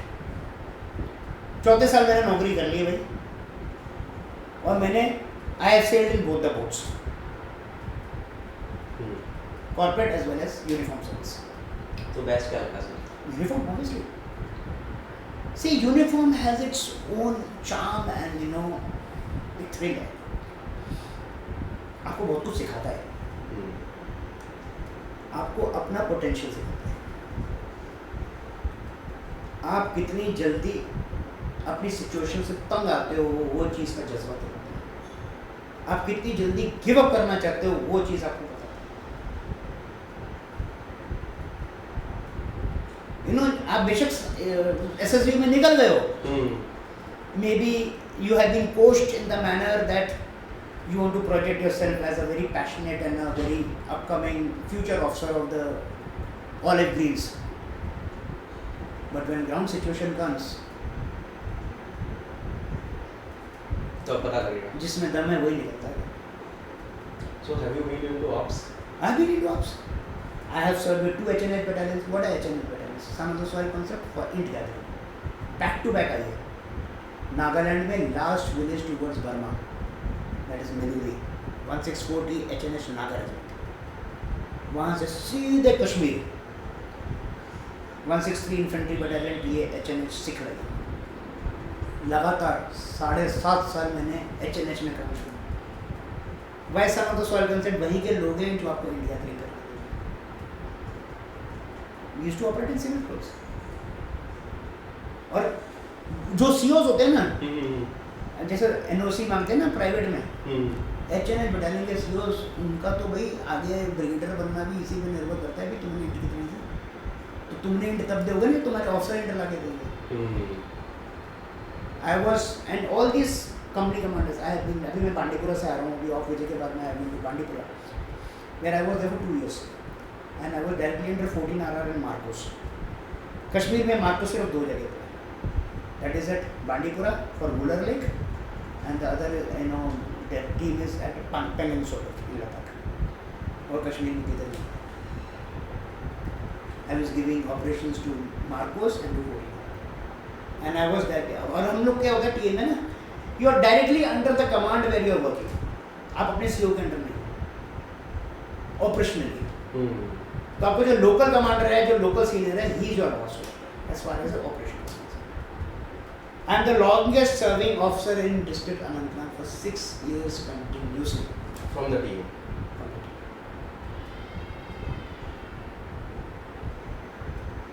I am one of the few officers who has done 6 courses by NTA.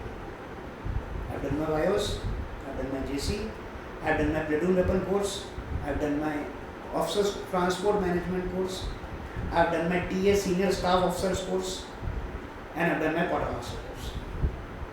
6 courses के लिए। So possibilities की कमी नहीं है अगर Possibilities की कमी नहीं है because see, I was a willing soldier. Yes. There is a difference between a willing and an unwilling soldier. आपको धक्का मार गाड़ी चाहिए या इग्निशन स्टार्ट चाहिए? Choice is yours. काम किसको निकलवाना है? काम तो आपके बॉस को निकलवाना है, सीईओ को। तो अनविलिंग हॉर्स क्या करेगा? आप रस्सी जितनी भी खींचते रहो बस वो हिलने ना आएगा बस। It's all about will. It's all about will. Skill तो बन जाएगी। And then देखो experience gives you skill. What gives you skill? Experience. आप स्विमिंग पूल में कूद रहे नहीं, वो बोलते हैं नहीं मेरे को स्विमिंग सीखनी है, ऐसा थोड़ी ना होता है। सर जैसे आपकी वाली जो चीज़ है मैम, इवेंचुअली मतलब आप इनडायरेक्टली डायरेक्टली आप प्रमोट कर रहे हो कि यार सेल्फ एम्प्लॉयड बनो if you want to join the TA. तो कुछ आई एम नॉट प्रमोटिंग, हाँ, I am saying it is the best option, best option, because then you are your own boss. Yes, that's why I am not promoting. हाँ, See, there are some organizations in private sector also which, if convinced, can give you a longer duration of like TCS gives. TCS gives, हाँ। TCS Tata के अंदर आ जाती है तो थोड़ा टाटा के अंदर आ जाती है तो दिस यू नो जो पुरानी फॉर्म है ना, ये सब टाटा बिरला वाले ये दे देते हैं। वो थोड़ा सा अब नेक्स्ट क्या जो ज़्यादा प्रोडक्टिव ओरिएंटेड होती हैं, ज़्यादा जल्दी पैसा कमाने वाली होती हैं, वो नहीं दे। वो थोड़ा मुश्किल होता है। तो सर आपके हिसाब से you being a TA officer and then you are one of a kind, I am really glad to have you with me today. आप क्या बच्चों को बताओगे, मतलब बच्चों क्या ये एक ऐसा लॉट हो गया हमारा जो हम 25 के ऊपर है और अभी भी जज्बा है कि टीए ज्वाइन करनी है, क्या ऐसे डिपार्टमेंट्स हैं, कैसी मतलब डोमेन या कैटेगरीज हैं जहाँ पे वो लोग बिजनेसेस बिल्ड कर सकते हैं ताकि ये भी काम कर सके और अपना और भी चीज़ें कर सके? बिकॉज आपने दोनों साइड पे उसका मैं आपको बताता हूँ, बहुत क्लियर कट आंसर है उसका। Yes sir. I will first talk about the people who are self employed. Yes. अगर वो अपनी बिजनेस डाउन नहीं करना चाहते, आप 2 महीने के साथ साथ बीटी एग्जाम वॉलंटियर ट्रेनिंग जो 3 महीने के लिए मिलती है, तो साल के 5 महीने तो दे सकते हो, 7 महीने का उसमें दे। हाँ, उसमें एक कंडीशन है, if the battalion or your company is deployed under Rule 33 national emergency / counterinsurgency / natural calamities, तो मिनिमम 6 months तो आपको वहाँ पे रहना पड़ेगा unless you are recalled earlier as a full battalion। अब जैसे वायनाड है, लैंडस्लाइड चल रहे हैं, बारिश हो रही है, 1 to 2 टीए गई हुई है, अब 4 महीने तक बातें चल रही हैं, there is no respite for the locals and rehabilitate भी करना है, तो वो नेचुरल कैलेमिटी उनके लिए रूल 33 तब तक खत्म नहीं होता जब तक वो रीस्टैब्लिश नहीं होते। तो 4 महीने लगे तो 5 महीने लगे, तो आप एम्बॉडीड हो ना, आपकी फिजिकल सर्विसिंग तो काउंट हो रही है। Yes. Then there are 2 other conditions. आप टीए ज्वाइन कर रहे हो सिर्फ एक यूनिफॉर्म का जज्बा लेने के लिए, या आप टीए ज्वाइन कर रहे हो पेंशन। पेंशन उनको मिल सकती है जिनके पास 20 साल से ज़्यादा का टाइम है, जैसे मेरे पास था। I join at the age of 30। तो किस एज तक बंदा ज्वाइन करेंगे उसको? ऑब्वियसली 34 के बाद ज्वाइन करने का कोई मतलब नहीं, पेंशन नहीं मिलेगा। 20 इयर्स लगातार नौकरी करनी है ना, physical service come then only you get a pension. Up to 34 safe zone है। अब तो 34 नहीं है, अब तो 32 and half. 32 and half, because अब 1.5 साल अगर बाई चांस डिसकम्बॉडी हो गए बीच में किसी वजह से, कोई यूनिटी डिसबैंड हो गई, फिर क्या करोगे? राइट। तो कुशन पीरियड तो रखना पड़ेगा ना आपको। हाँ। तो I would say anyone who wants to join TA, first give your best for all the other entries till they are 27 years of age and try for TA between 27 and 31 years. If you try after that, yes, you will be donning the uniform for the number of years that you serve, but you will not be earning a pension, which is the primarily concern of today's officers. Pension not your pension. क्योंकि TM में ना एक खास चीज़ है, आपको uniform भी मिल जाती है बट एक तलवार अटकी हुई है सर के ऊपर। यार डिसमोटिव तो नहीं होगा, या बटालियन डिसमोटिव हो रही है, पता नहीं मेरे को कहाँ पटकेंगे। राइट, वो तलवार आपके पास जिंदगी भर है। अब ये गट्स आप में होना चाहिए कि how you say it. I have said and I have sailed through with grit and determination. मैं कौन से जंगल में नहीं रहा, मैं कौन सी पहाड़ियों पे नहीं रहा। When I was posted in Kargil, Kargil की कंपनी भी देख रहा हूँ, द्रास की कंपनी भी देख रहा हूँ, एंड ऑपरेशन एरिया कहाँ है? 102 सियाचिन ब्रिगेड। साल में 2 बारी ऑपरेट के लिए वहाँ पे भी जाना। और यहाँ मैं HMS बटालियन के साथ हूँ, लद्दाखी लड़के हैं मेरे पास जो 10-10, 12-12 बंदे हर एक इन्फेंट्री बटालियन रेगुलर आर्मी के साथ अटके हैं, बॉर्डर IAB वालों के साथ, रॉ वालों के साथ। How to manage them, I have to go and visit them. As a company commander I can't just हाँ यार वो यूनिट जिसमें है देख लेंगे। जिम्मेदारी वाला काम तो जिम्मेवारी वाला काम है। और दूसरी बात ये है, you know, some people get sort of phobic about, you know, terrains. Nagaland में अब देखो सन ऑफ सॉइल कॉन्सेप्ट में क्या है, एक्स मिलिटेंट भी है जिन्होंने टीए ज्वाइन करी। अच्छा, नागालैंड में HNH जो है नागा वाली, मेरा जो QRT क्विक रिएक्शन टीम वाला जो बंदा था गोरी से, वो IM का था। अच्छा, मेरे पास कम से कम 25 जवान थे जो IM या हाजी खापला ग्रुप के थे। ओके, अच्छा वो फैमिली भी क्या, मेरा बडी जोसेफ वो टीए का, उसका एक भाई पुलिस में और तीसरा भाई IM में, अलग अलग फोर्सेस हैं। But it's how you take them along with you. I am not a Naga, I am not from Nagaland, but it's how you involve yourself. Kashmir में रहते रहते 3 बार कुरान पढ़ ली मैंने। अरे कश्मीरी ग्रुप्स हैं यार, मेरे को बेवकूफ़ बना देंगे कल। नागालैंड में हर संडे सर्विसेज में आज ही थैंक्सगिविंग आज कंपनी कमांडर का होगा, तो आपको बाइबल एक दिन पहले पढ़नी पड़ेगी कि कल मेरे को क्या पढ़ के सुनाना है, उनको क्या समझाना है। कश्मीर में आज ही वही कुरान ने रोज़ा रखे 3 साल लगातार। देखो यार फौजी ठीक है अपनी ओल्ड बॉम्ब भी पीता है, सिगरेट भी पीते हैं, but see that is your guts. 3 साल लगातार रखे मेरे के 28 सुनते थे। समझ में आया कि भाई हाँ भी ये लोग अगर रख सकते तो हम क्यों नहीं रख सकते। It's not about, you know, देखो इसलिए फौज में इट इज़ नेवर मंदिर मस्जिद, सर्वधर्म स्थल। अरे मैंडेटरी कर दी। और आपके जो RT जेशोज आ रहे हैं ना, रिलीजियस टीचर जेशोज, वो भी सिलेक्शन उनका वो उस हिसाब से होता है कि भाई कल को ऐसा ना हो कि भाई मौलवी तो तुम रख रहे हो कि हाँ जी सरकार को बोले कि हाँ जी मैं तो खुले उसमें नमाज पढ़ता हूँ, तो take very balance. But Shivam overall, you know, ये ने मुझे सिखाया बहुत है। It has taught me how to live under circumstances with sheer grit.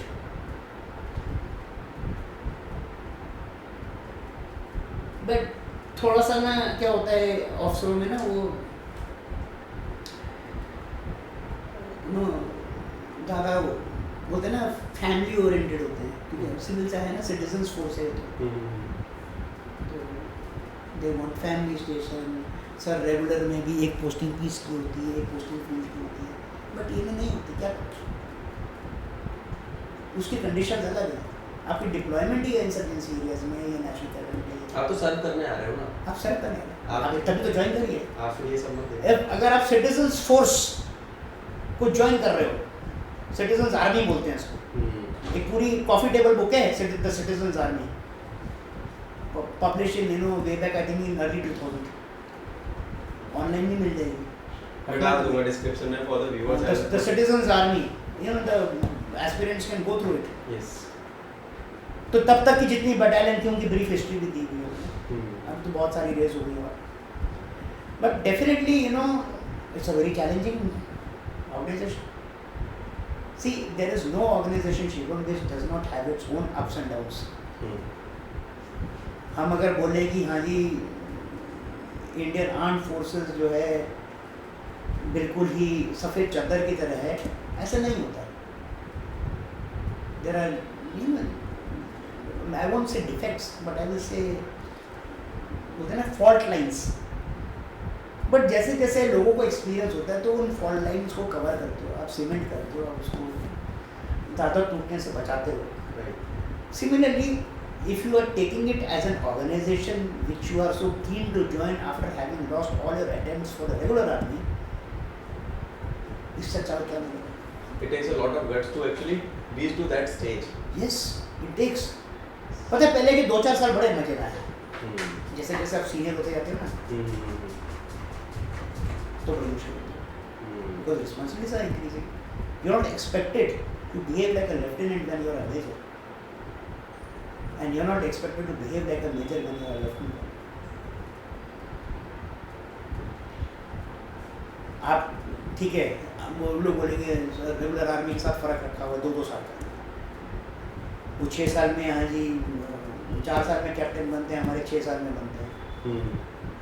वो 6 साल में मेजर बनते हैं, हमारे 8 साल में बनते हैं.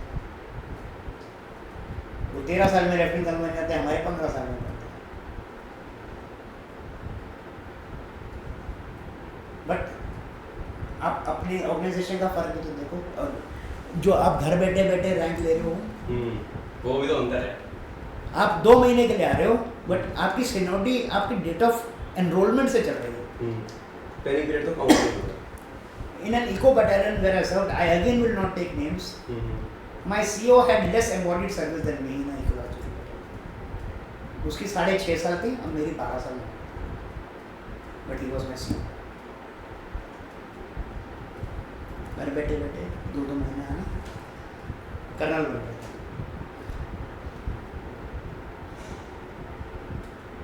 जैसे वो गाना ना, it happens only in India, it happens only in DA. आपको घर बैठे बैठे भी रैंक बढ़ रहे हैं, provided you are giving those typical promotional exam जो कि यहाँ नहीं फौज में चलते. उसके लिए आपको 2 दिन के लिए आना है, चले जाओ फिर वापस. प्रमोशन एग्जाम क्लियर है, बस आपके रैंक बढ़ते जा रहे हैं. एग्जाम्स टीए में भी है डिपार्टमेंट. प्रमोशन एग्जाम क्या है, वो तो आर्मी में भी है. पार्ट बी पार्ट डी तो है. और जो INA में ये लोग करते हैं पार्ट A पार्ट C, वो टीए का अलग से होता है. इनका INA में होता है map reading and all this things. Sir इतना अच्छा मतलब एक इंसाइटफुल इंफॉर्मेशन देने के लिए थैंक यू सो मच. मेरा ना आखिरी सवाल है आपसे. आखिरी सवाल ये है कि what would be your message to the youth कि बच्चे ना बड़े हताश निराश हो जाते हैं, 1-2 बार फेल हो गए. जैसे मैंने 11 असेसमेंट दिए, उसके बाद में लगा रहा, इसलिए I have that will to कि यार करना है, देश को सर्व करना है एटलीस्ट. आप उनको क्या मैसेज देना चाहते हो कि ये ट्रेड्स हैं, if you want to become an officer in Indian arm forces whether through direct entry और थ्रू टीए, कि यार इन चीज़ों पे तो काम करो ही करो और इस तरीके से करो कि एक अच्छा सिटीजन तो बन ही जाओ एटलीस्ट. सही बात बोलो. Yes sir. जो हर कोई बोलता है, कंसिस्टेंसी मेजर फैक्टर है. कंसिस्टेंट आज के youth. And surprisingly, you know what I'm noticing, especially in these Gen Zs, you know, rather than joining, you know, all these government or non-government organization, इनको ना जाके अमिताभ बच्चन वाला कौन बनेगा करोड़पति के, इनको एक ही दिन में पैसा चाहिए. एक ही दिन में इनको लगता है कि हमको वो ना लेफ्टिनेंट से जनरल नहीं बनना, हमको सीधे जनरल बनाओ. They don't want to struggle. Yes. They don't want to go from basics. They feel that their educational levels are enough to take them through. Whereas that is not the requirement of various government organizations. They want your personality traits. Yes. They want your upbringing and your environment कैसा रहा है. Yes. They want your psychological factors of how you have been groomed in life. They want to see your consistency and hard work. They want to see whether you have the will to struggle to achieve your targets or not. जो मैं इन aspirants को बोलना चाहता हूँ, you can succeed only in your mission if you have a vision. Vision होना बहुत ज़्यादा चाहिए। I agree with that. Vision क्या होता है यार? Vision is when you are thinking far sighted, long term goals. 5 year down the line, 10 year down. Yes, आप अपना टारगेट ही नहीं लग रहे 5 साल, 10 साल, 15 साल, 20 साल। Where are you after 20 years? They are just thinking, where am I in the next 2 years? How much money I have in my pocket? The main issue in today's date, Shivam, is for them money matters. Quality doesn't matter. फौज में ना quality चाहिए नहीं। मैं बोलता हूँ कि कोई भी एस्पिरेंट अगर पैशनेट नहीं है, अगर वो कंसिस्टेंट नहीं है, अगर वो हार्ड वर्क नहीं कर सकता, प्लीज़ मत ज्वाइन करो फौज। नहीं सर्वाइव कर पाओगे। You are wasting your time, really wasting your time. आप दिखा रहे हो लोगों को कि भाई मैं फौज ज्वाइन करना चाहता हूँ, आपको लोग बहुत हाँ यार बेटा बड़े अच्छा काम कर रहे हो, देश की सेवा होती है। देश की सेवा कुछ नहीं होती है। सवाल तो ऐसे भी नहीं पूछते हैं, why are you joining the forces? Sir I want to serve the nation. अरे ब्रेड एंड बटर के लिए करता है क्या सर्व द नेशन? मतलब जो बाकी लोग जिन्होंने MSME शुरू करें, स्टार्टअप शुरू करें, they are not working for the nation. Who works for the nation? Who builds up the economy of the nation? Yes. Startups and all a company. That is also working for the nation. Everyone is working. But standard answer होता है, sir, I am serving for the nation. I want to give my life for the nation. And they don't want such answers.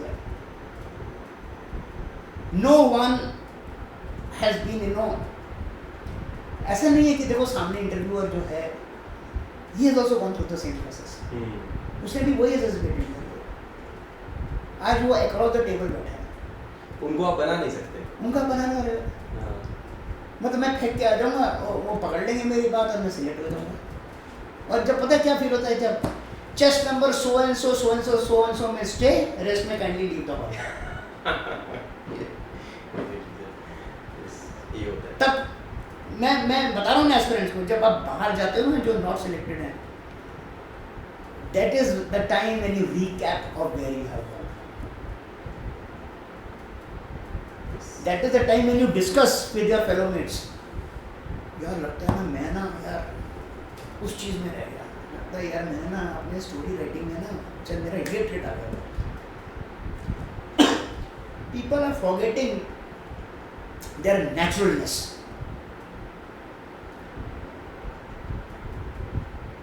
देखो coaching करानी अलग बात होती है, मैं am talking about offline academies.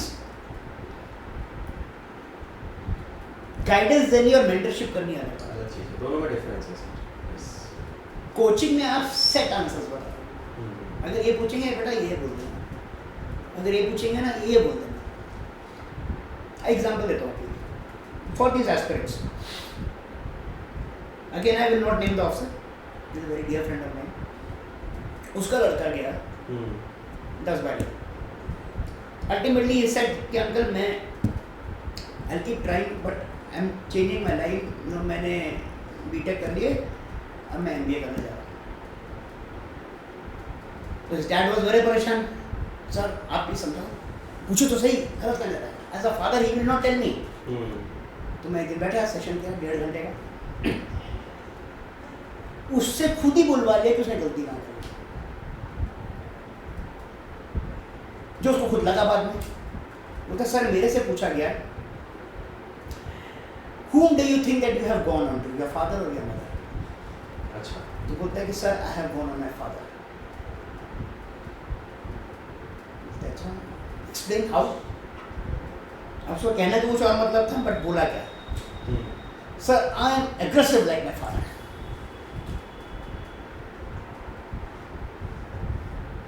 अब word aggressive has different connotations. Yes.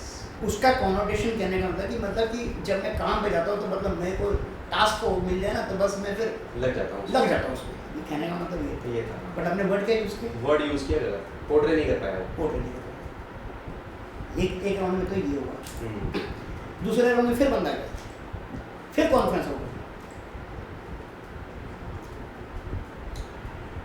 Oh, so you are a second generation now. Mother, you want to become a second generation? Yes. Okay. The father is from which house? So he is from the core of engineers. अच्छा, civil engineer, हाँ sir इसमें civil. Okay, tell me how many types of bridges are there? Sir मैं तो bridges, तो मैंने बोला कुछ तो बोल देता sir, RCC bridge, suspension bridge, Bailey bridge, कुछ तो बोल देता यार, ये तो जीके का क्वेश्चन है। हाँ, ये तेरे फादर के प्रोफेशन से कहाँ रिलेटेड है, कुछ तो बोलो। ये तो कॉमन सेंस का क्वेश्चन और इसको दिमाग में ना है, है। बोलते यार father is an engineer, you don't know what type of profession is. No, मैंने बोला बेटा तू मेरे को बता कि that means there something wrong, you know, which is not matching with the stories और you know with the body association. क्योंकि देखो क्या होता है, ये एस्पिरेंट्स के लिए फिर मैं दोबारा कहना चाहता हूँ, जो आपके साइकोलॉजिस्ट हैं they are train from DIPR, everyone knows that, defence institute of psychological research. उनका इतना टाइम नहीं है कि हर एक कैंडिडेट की यहाँ जी वो हिस्ट्री टाइप की किताबें और मतलब स्टोरी पढ़े। They are only looking for crux words which personify your personality traits। गोला गोला गोला, अच्छा इस पूरी में वर्ड है, ये वर्ड है, ये वर्ड है, बस साइड में लिखते रहो। The stories average 6 crux words in each story, 4-5 might be common out of the 60, तो say average 54 की इंग्लिश बनी, डॉक्टर में लगा चल ये पर्सन। अब प्रेसिडेंट के पास गई, डॉक्टर सामने घंटी बजाई, next chest number so sir please come in, ये टेक अ सीट। उससे पहले उसने डॉक्टर देख लिया कि ये इसका क्या है, उसने भी सर्कल कर लिया होगा कि यार ये थोड़ा सा मेरे को इस चीज़ पे सूट बात चल रही है। उनको ऑब्वियसली वो पूछेगा where have you studied from, how were you in school, how were you in college, were you holding any appointment, were you ever the house captain, were you given any duties in the college। ऐसे सवाल पूछेगा, फिर धीरे धीरे आएगा उस particular point पे जो उसने उसकी डॉक्यूमेंट में सर्कल करके रखा हुआ। सर ये मिथ था कि जब कॉन्फ्रेंस में जा रहा है बंदा तो आईओ के पास उसका डॉजियर होता है साइकोलॉजी का। See, everything else is related to your knowledge. Psychology is not knowledge. Psychology is what you are. That is why it is time bound. Yes. Why psychology में time bound रखा है? क्योंकि आप instant क्या सोचते हो, that is your presence of mind. True personality निकलेगी तभी. That is why it is known as the best system of selection for officers. और बच्चे जो प्रैक्टिस करते हैं कि बैट की प्रैक्टिस कर रहे हैं बिना घड़ी लगाए, टैट की प्रैक्टिस कर रहे हैं बिना, वो गलत अप्रोच है। बिल्कुल गलत approach. If you are not rushing against time, that your mind is at free. घंटा भर सोचते रहोगे। मैं और तुम बात कर रहे हैं यहाँ पे, स्टोरी लिखो, अब हम क्या बात करें, तुम घंटा भर सोचते रहोगे। मगर मैं अगर मेरे को 4 मिनट में लिखनी है, मैं तो 2 मिनट में कहानी बना दूँगा। मेरी जो कैंडिडेट है, मैं उसको बोलता बेटा देख तू स्टोरी लिख दी है 4, 4.5, 5 मिनट में, मैं 1.5 मिनट में तो वो टाइप करके भेजी मैंने। बोलते सर आपको तो एक्सपीरियंस की बात नहीं होती, my mind runs that way, I have to tune my mind. Tuning mind से जैसे वो पुराने रेडियो थे ना, सुई ढूंढते थे फ्रीक्वेंसी में, अपनी फ्रीक्वेंसी तो ढूंढो यार। और फ्रीक्वेंसी ढूंढने के लिए आपको अपने आप को पहचानना बहुत जरूरी है। If a person doesn't know his own attributes और his own personality, how is he going to fare in SSB? And to be very frank, Shivam, 50% of the candidates are just attempting for the heck of it. And it is more environment based कि पड़ोसी को भी लगना चाहिए कि हाँ मैं कुछ कर रहा हूँ या मैं कर रही हूँ। तो घर वाले भी बोलेंगे हाँ बेटा बेटी वो, अरे यार वो फौज की तैयारी ये कर रहा है। ये प्रॉब्लम अभी I'm being very frank, you know, because see, इंसान को अपने अंदर मालूम होता है, बोलते हैं 2 चीज़ से सच्चाई मिलती है, एक भगवान की तरफ से, एक अपने कॉन्शियस से। आपका ज़मीर आपको बोलेगा ना आप कर क्या रहे हो। And every person has got a conscience है, the conscience will tell you whether you are on the right track और ऑन द रॉन्ग ट्रैक। तुम कंसिस्टेंसी नहीं डाल रहे, तुम हार्डवर्क नहीं कर रहे, तुम पेज नहीं ले रहे कोई चीज़ सीखने के लिए, तुम अपना दिमाग नहीं चला रहे, तुम अपना प्रेजेंस ऑफ माइंड नहीं रख रहे, तुम अपने चारों तरफ देख नहीं रहे, ऑब्जर्वेंट नहीं हो, तो तुम कर क्या रहे हो। एंड यू कैन, तुम घोट नहीं सकते ना चीज़ें। घोट नहीं सकते, ये बात है। अगर शिव मैं बोलूँ I am impressed by Shivam's quality but I can imbibe them, I am not Shivam, yes. I am me. पहले अपने आप को तो पहचानो। तो सर जब वो प्रेसिडेंट ने घेरा उसको, देन वो गेज करता है, कॉन्फ्रेंस में वापस आते हैं, देन उसने गेज किया, फिर उसके बाद क्या धीरे धीरे क्या होता है ना, मन मुटाव हो जाता है, यार अगली बार नहीं दूंगा। फिर घर वालों का प्रेशर रहता है, नहीं नहीं यार जब तक 27 साल का नहीं होता तब तक तो दे दूँ, क्योंकि फिर वो सक्सेस स्टोरीज पढ़ते हैं। So and so got through in the 13th attempt, so and so got through in the 15th attempt, कि जब वो कर सकता तो तू क्यों नहीं कर सकता। पर एक्चुअली में मेहनत कर नहीं रहे, मेहनत होकर रहा था। देखो कॉन्फ्रेंस आउट कहाँ हो रहा है, कॉन्फ्रेंस आउट वो हो रहा है क्योंकि उसने अपने एनवायरनमेंट के बारे में कभी कुछ सोचा नहीं, वो बिंदास है, उसकी साइकोलॉजी में कोई वो नहीं है problem. He has not reviewed his surroundings and his environment, कि इस पे भी सवाल हो सकता है। सो बोलते ना कि हाँ भाई गुगली बॉल आ जाती है तो आप बोल हो जाते हो, और दोनों बारी गुगली में फंसा। But then that chap particularly got recommended later on. नहीं, अभी MBA ज्वाइन करा है उसने बॉम्बे में। प्रेजेंस ऑफ माइंड मेरे हिसाब से आई थिंक बहुत ज़्यादा रोल प्ले करता है। It does. See, लोग ना बाहर बैठे बैठे चेस्ट नंबर लगा के सोचते हैं अरे उसको तो आधा घंटा चलता है, शोर अरे यार वो तो 10 मिनट में ही आ गई यार, उसने बड़ा तगड़ा जवाब देंगे जो आने उसको जल्दी फाड़े थे। How can you decide? You can't, you know, this is what, you know, फिर ये लोग डिस्कस भी करते हैं। यार मेरा तो आधा घंटा चला, मेरा उधर मेरा तो बस उन्होंने अच्छा कुछ सुनी भी छोड़ते हैं, ऐसा पूछा वैसा पूछा, मैंने ये जवाब दे दिया, तो they feel that they are giving the best answer. बट ये कोई नहीं बताएगा कि हाँ भी मैं बेवकूफ बन के आ रहा हूँ अंदर से कि मेरे को इसमें घेर लिया। राइट, वो कोई नहीं बताता, वो इसलिए नहीं बताते। See again, it's a personality trait. Whether you can tell the truth about yourself or not.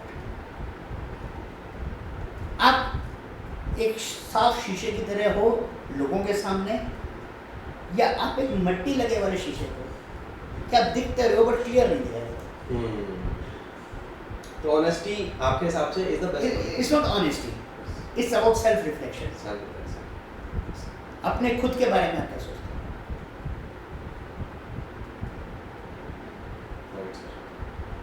You have to first test yourself.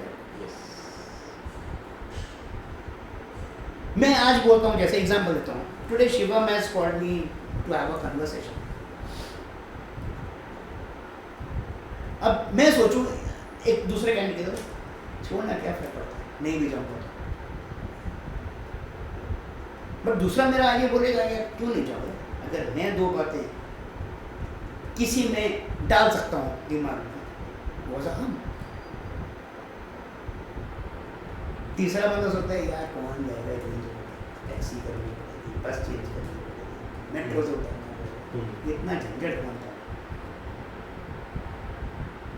एक आधे घंटे की कन्वर्सेशन के लिए यार आधी फालतू। तो there are 3 different type of people, तो मैंने एग्जांपल दे दिया। अब इसमें से आप कौन?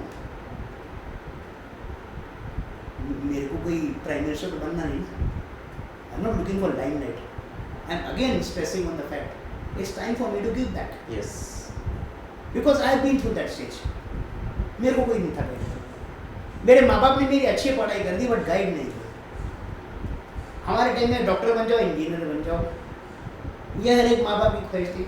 अभी करियर एवेन्यू सर ज़्यादा बोल रहे हैं। हाँ अभी नहीं, मैं बोला तब तो भाई अभी कभी थे डॉक्टर बन जाओ, इंजीनियर बन जाओ, कोई चीज़ होती है। और हमने दोनों ही प्री इंजीनियरिंग में ज्वाइन किया, उसके बाद आर्ट्स ले ली क्योंकि केमिस्ट्री में फेल हो गए।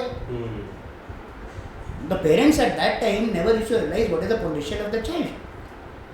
Here today, the child is so, or even these youngsters are so, you know, क्या बोलते हैं, protected, कि चाहे माँ बाप को उस प्रोफेशन के बारे में मालूम हो ना हो, तब भी गूगल सर्च सब करते हैं कि बेटा ये नहीं करना, बेटा वो नहीं करना। What I mean to say is, individuals are losing their self identity. they are more going by what the world believes, without having their self-belief on that particular thing. इसलिए hop step and back. अच्छा ये try नहीं हुआ, चल ठीक है मैं कुछ और ट्राई करता हूँ, चल ये नहीं, चल ये भी नहीं हुआ, चल मैं कुछ और ट्राई करता हूँ। यार किसमें देखता हूँ ज़्यादा जल्दी पैसा है। अगर मैं आज ना टेरिटरी मैनेजर करता हूँ 4 साल में, मेरे को ना सेल्स मैनेजर तो होना चाहिए। I should have at least 50 people under me. Quick fixes देखते हैं, शॉर्टकट्स।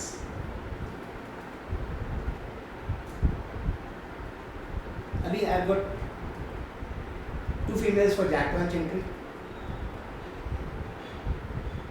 बीटेक वाली एक है, एक टीए वाली है, एक चार्टर्ड अकाउंटेंट से कर रही बेचारी, एफकेट में नहीं निकली, बट मैंने बोला तू पहले अपना एग्जाम खत्म कर ले, I get back to you. फिर टेक्निकल एंट्री स्कीम वाले हैं 3-4 लड़के दरबार में, वो घर भी आते रहते हैं। Around 10 people I got, you know like. मैं उनको बोलता हूँ यार ये तुम बस अपनी साइकोलॉजी ठीक कर लो ना, एंड बी नेचुरल, सब कुछ विल फॉल इन प्लेस। जब तुम साइकोलॉजी में स्टोरी राइटिंग पे आते हो, थीमेटिक एप्रिसिएशन पे, अगर आप फोटो देखते हुए सपोज करो, कैन आई टेक दिस अपना, अच्छा just pick up this book, ये फोटो दिखा रहे हैं तुम्हारे को 0309, एक लड़का और लड़की हैं, इस पर स्टोरी लिखो। The girl is glaring and the boy is smiling. कोई लिखेगा सर गर्ल के नंबर कम आए हैं, वो 3 नंबर है, वो 9 नंबर है, and she is feeling jealous, and the boy is quite happy about himself, and he is smiling that after all girls can't do anything. ऐसे भी शो लिख सकते हैं। दूसरे साइड में जी गर्ल इज थिंकिंग कि हाँ जी what has he got that extra which I don't have, let me work on it.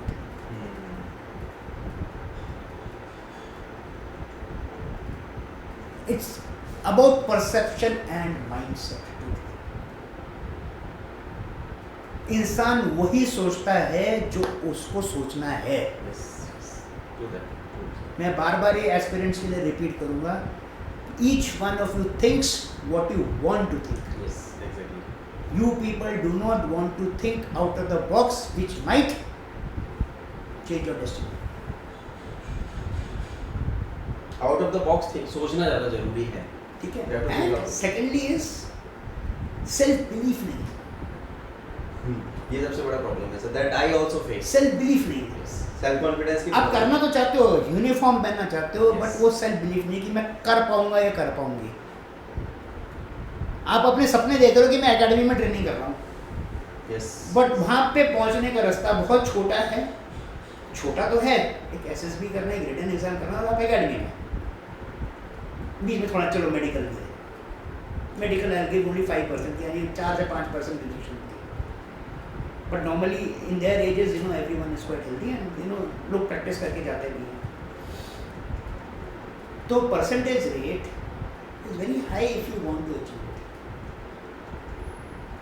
But percentage rate is very low in your self belief. Today's date every candidate, आप अपने student से पूछते हैं what is their anxiety percentage, बहुत ज़्यादा। ये तो किस बात के लिए, रिजल्ट विच कौन सा आसमान टूट पड़ा, ये मैं समझाता भी हूँ सर, मैं काउंसलिंग करता कौन सा मतलब कौन सा पहाड़ टूट रहा है आपका, बताओ। फैक्टर्स वही हैं। आप अगर अपने काम में कंसिस्टेंट हो, आप हार्ड वर्क कर रहे हो, आप ऑब्जर्वेंट हो, आपका प्रेजेंस ऑफ माइंड है, आप टाइम से काम कर रहे हो, चीज कोई प्रॉब्लम नहीं आती। क्या प्रॉब्लम है? कोई प्रॉब्लम नहीं। प्रॉब्लम यही है कि तैयारी नहीं है, आप एंड मोमेंट तक चीज़ें खींचते हो, आप डिले करते हो, आपकी वाली बात की कंसिस्टेंसी नहीं है, प्रोक्रेस्टिनेशन बहुत ज़्यादा। प्रोक्रेस्टिनेशन ना, प्रोक्रेस्टिनेट क्यों करते हो? मैंने एसएसबी के बाद सेल्फ बिल्ड में देखा है लोगों को। What is the reason for self build? Do you know that? Again it is you don't believe in yourself.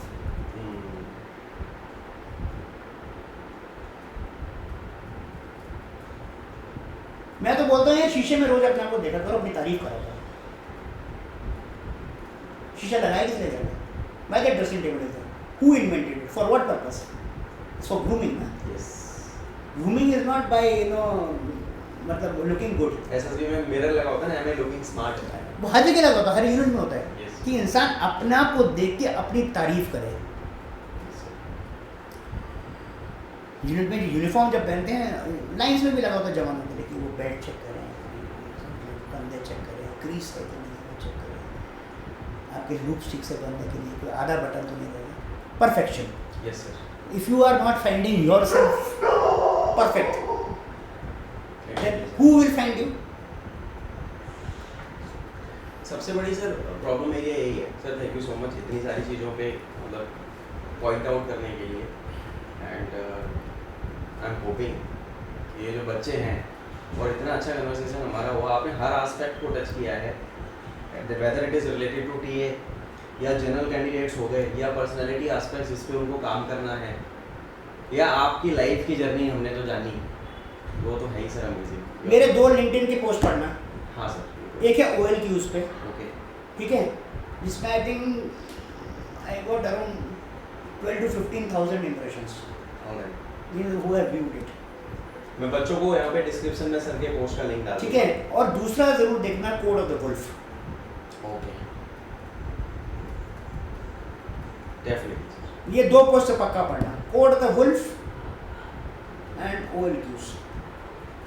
OLQ ना लोग हेडिंग पढ़ते हैं, बट उस हेडिंग में बहुत सारी सब हेडिंग्स हैं, बहुत सारी सब हेडिंग्स हैं which you have to inculcate over a period of time. आप जेनरिक एक हेडिंग में देखो ABCD, उसके बीच में क्या लिखा है पहले वो तो समझो। आप बात करोगे ऑनेस्टी, अरे ऑनेस्टी होती क्या है, इंटेग्रिटी होती क्या है? आपको पता है ACR फॉर्म के एनुअल कॉन्फिडेंशियल रिपोर्ट फॉर्म होते हैं, उसमें 16 एट्रीब्यूट्स होते हैं, 16 एट्रीब्यूट्स ऑफिसर के ACR में। अगर आपको बेशक किसी में 10 नंबर में से 7 या 8 मिल जाए, बट लॉयल्टी और इंटेग्रिटी में अगर आपको 8 नंबर मिल गए, that means you are a question to the organisation. 9 number मिलने बहुत जरूरी है, 10 तो किसी को नहीं मिलता। लॉयल्टी और integrity. Now loyalty and integrity is not only towards your unit और टुवर्ड्स द फोर्सेस और towards the uniform. Loyalty integrity is towards yourself also. ये 16 एट्रीब्यूट्स किसी को बोलना है, annual confidential report is there on the internet also, what are the attributes? 9 out of 10 मिलने बहुत जरूरी हैं on loyalty and integrity, otherwise there is a question mark on it. Officers are challenged in the court how I was given less marks by my superior in loyalty and integrity, on what conditions? 8 number means high average, 9 number means excellent। तो high average, above average और excellent में फर्क होता है।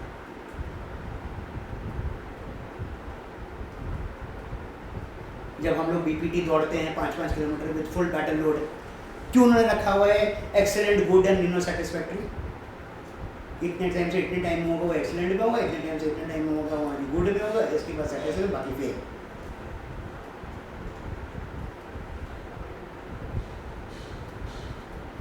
Fail को कभी satisfactory में नहीं होता। सेटिस्फैक्टरी से आप गुड में आ सकते हो, गुड से आप एक्सेलेंट में आ सकते हो, बट फेल है तो फेल है।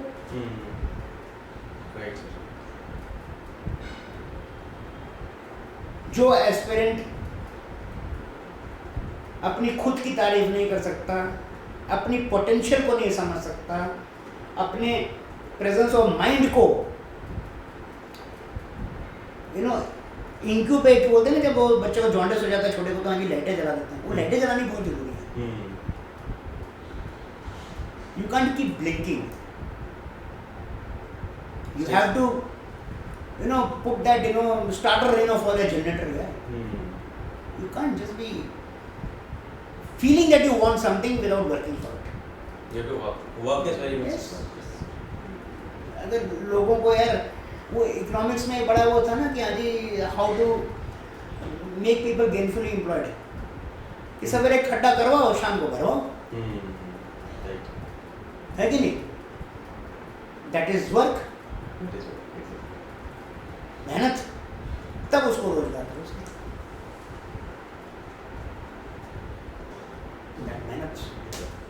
But I wish all the aspirants very good because see ये हमारे फ्यूचर है. They are our future of this country. They are our future, you know. Let's say average age, you know, in India is around 75-80 years. So we might not be able to see what fruits they have borne for the country when they are, you know, at the ripe age of, you know, achieving success. When they are at the peak of their careers. वो हमको देखने को नहीं मिलेगा शायद. तो we should not underestimate also कि भाई हाँ भी ये कुछ नहीं कर पाएंगे, सब कुछ कर पाएंगे. बट मैं इनसे ये भी कहूँगा, हर चीज़ में जल्दबाजी मत करो.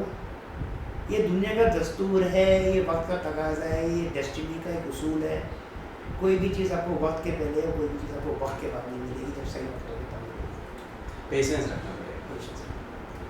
Thank you so much sir, इतना सारा वर्ड्स ऑफ विजडम के लिए. I am really glad to have you on the show and thank you to all the viewers. जो भी बच्चे इसको यूट्यूब पे देखेंगे, ये हर उस डिफेंस एस्पिरेंट तक जाना चाहिए, हर एक DA एस्पिरेंट तक जाना चाहिए. मैं चाहूँगा पेरेंट्स भी देखें. बहुत सारी चीज़ें आज हमने सीखी. मैं तो पर्सनली हूँ, आई थिंक आप लोग भी उसी इंटेंसिटी के साथ इस चीज़ को लोगे. And I would like to thank sir for joining me today. Shivam, I am very thankful to you that you know, it just as a fluke we got connected and you know, 2 दिन में सब बातें हो गई और तीसरे दिन में आपके यहाँ पहुँच गए. It all started with a LinkedIn comment. Yes, it started with a LinkedIn comment on you know this Wayanad, you know, Wayanad वाला, yes, yes. मिलना होता है किस्मत में. सर ने बोला कि जो चीज़ें समय पे होनी है. रात को एक बार की बात है, I tell you a very funny incident. मैं सोच रहा था कुछ समय पहले कि I want someone from TA, very senior officer, someone from TA who I want to interview and I want to clear all my doubts. एंड बहुत सारे लोगों के सर सवाल भी आते थे. एंड टचवुड सर आप सही टाइम पे, वो पता नहीं क्या Saraswati. Shivam, I would like to request you one thing. Yes, sir. Whenever you are making your video viral and you know your aspirants are going through it, any person who is having any doubts, any clarifications required, how to go about things in your questionnaire, Yes sir. I can assure your aspirants, I will answer to each and every question. No one will go unanswered. Sorry sir. As far as Territorial Army is concerned. मैं sir के LinkedIn का link, मेरा LinkedIn का link मेरी सारी videos के नीचे रहता है. आप लोग मेरे को LinkedIn पे कनेक्ट कर सकते हो. एंड सर के LinkedIn का लिंक भी प्रोफाइल डिस्क्रिप्शन में, आपको इस वीडियो के डिस्क्रिप्शन में मिल जाएगा. एंड हम भविष्य में भी कोशिश करेंगे कि सर को वापस से बुलाएं. और मैं ये भी रिक्वेस्ट करूँगा, जितने आपके फोर्सेस से रिलेटेड मेरे पोस्ट हैं ज़रूर देखना. बिल्कुल. और सच्ची मैं बात बताऊँ तो ये आप एस्पिरेंट्स के लिए ही लिखता हूँ, ताकि आप लोग कुछ समझें और आप लोग कुछ उससे अच्छा कुछ उठाएं. Not that you know I am that perfect. I am also very new to LinkedIn. ज़रा 1.5 साल ही हुआ है मेरे को LinkedIn यूज़ करे हुए. But I am glad you know that I feel young among you people because you are the future of our country. And it is an honor for me if I am able to share something out of my experiences and I am able to guide you in any manner. And thanks Shivam Thank you so for much. calling me over. And I was really looking forward to a fruitful discussion with you. Likewise sir. Likewise. Thank you so much sir. This was Colonel Sandeep sir and then we really enjoyed. And I am hoping कि आप लोगों को अच्छा लगेगा. Please comment करके मेरे को बताना आपको कॉन्वर्सेशन कैसा लगा. एंड डू जॉइन TA, आओ मेरे साथ. आपको हेल्प चाहिए एग्ज़ाम में, you can come and take my help. और सर के सारे पोस्ट जितने भी सर ने बताए हैं सब के डिस्क्रिप्शन में मैं आपको लिंक डाल दूँगा. इस वीडियो को शेयर कर देना जो भी आपको लगता है कि हाँ उस तक ये वीडियो जानी चाहिए. ये हूँ मैं Shivam Saraswat, defence exam master. मेरी तरफ से आप सभी को जय हिंद. मैं मिलता हूँ आपसे अगले पॉडकास्ट में.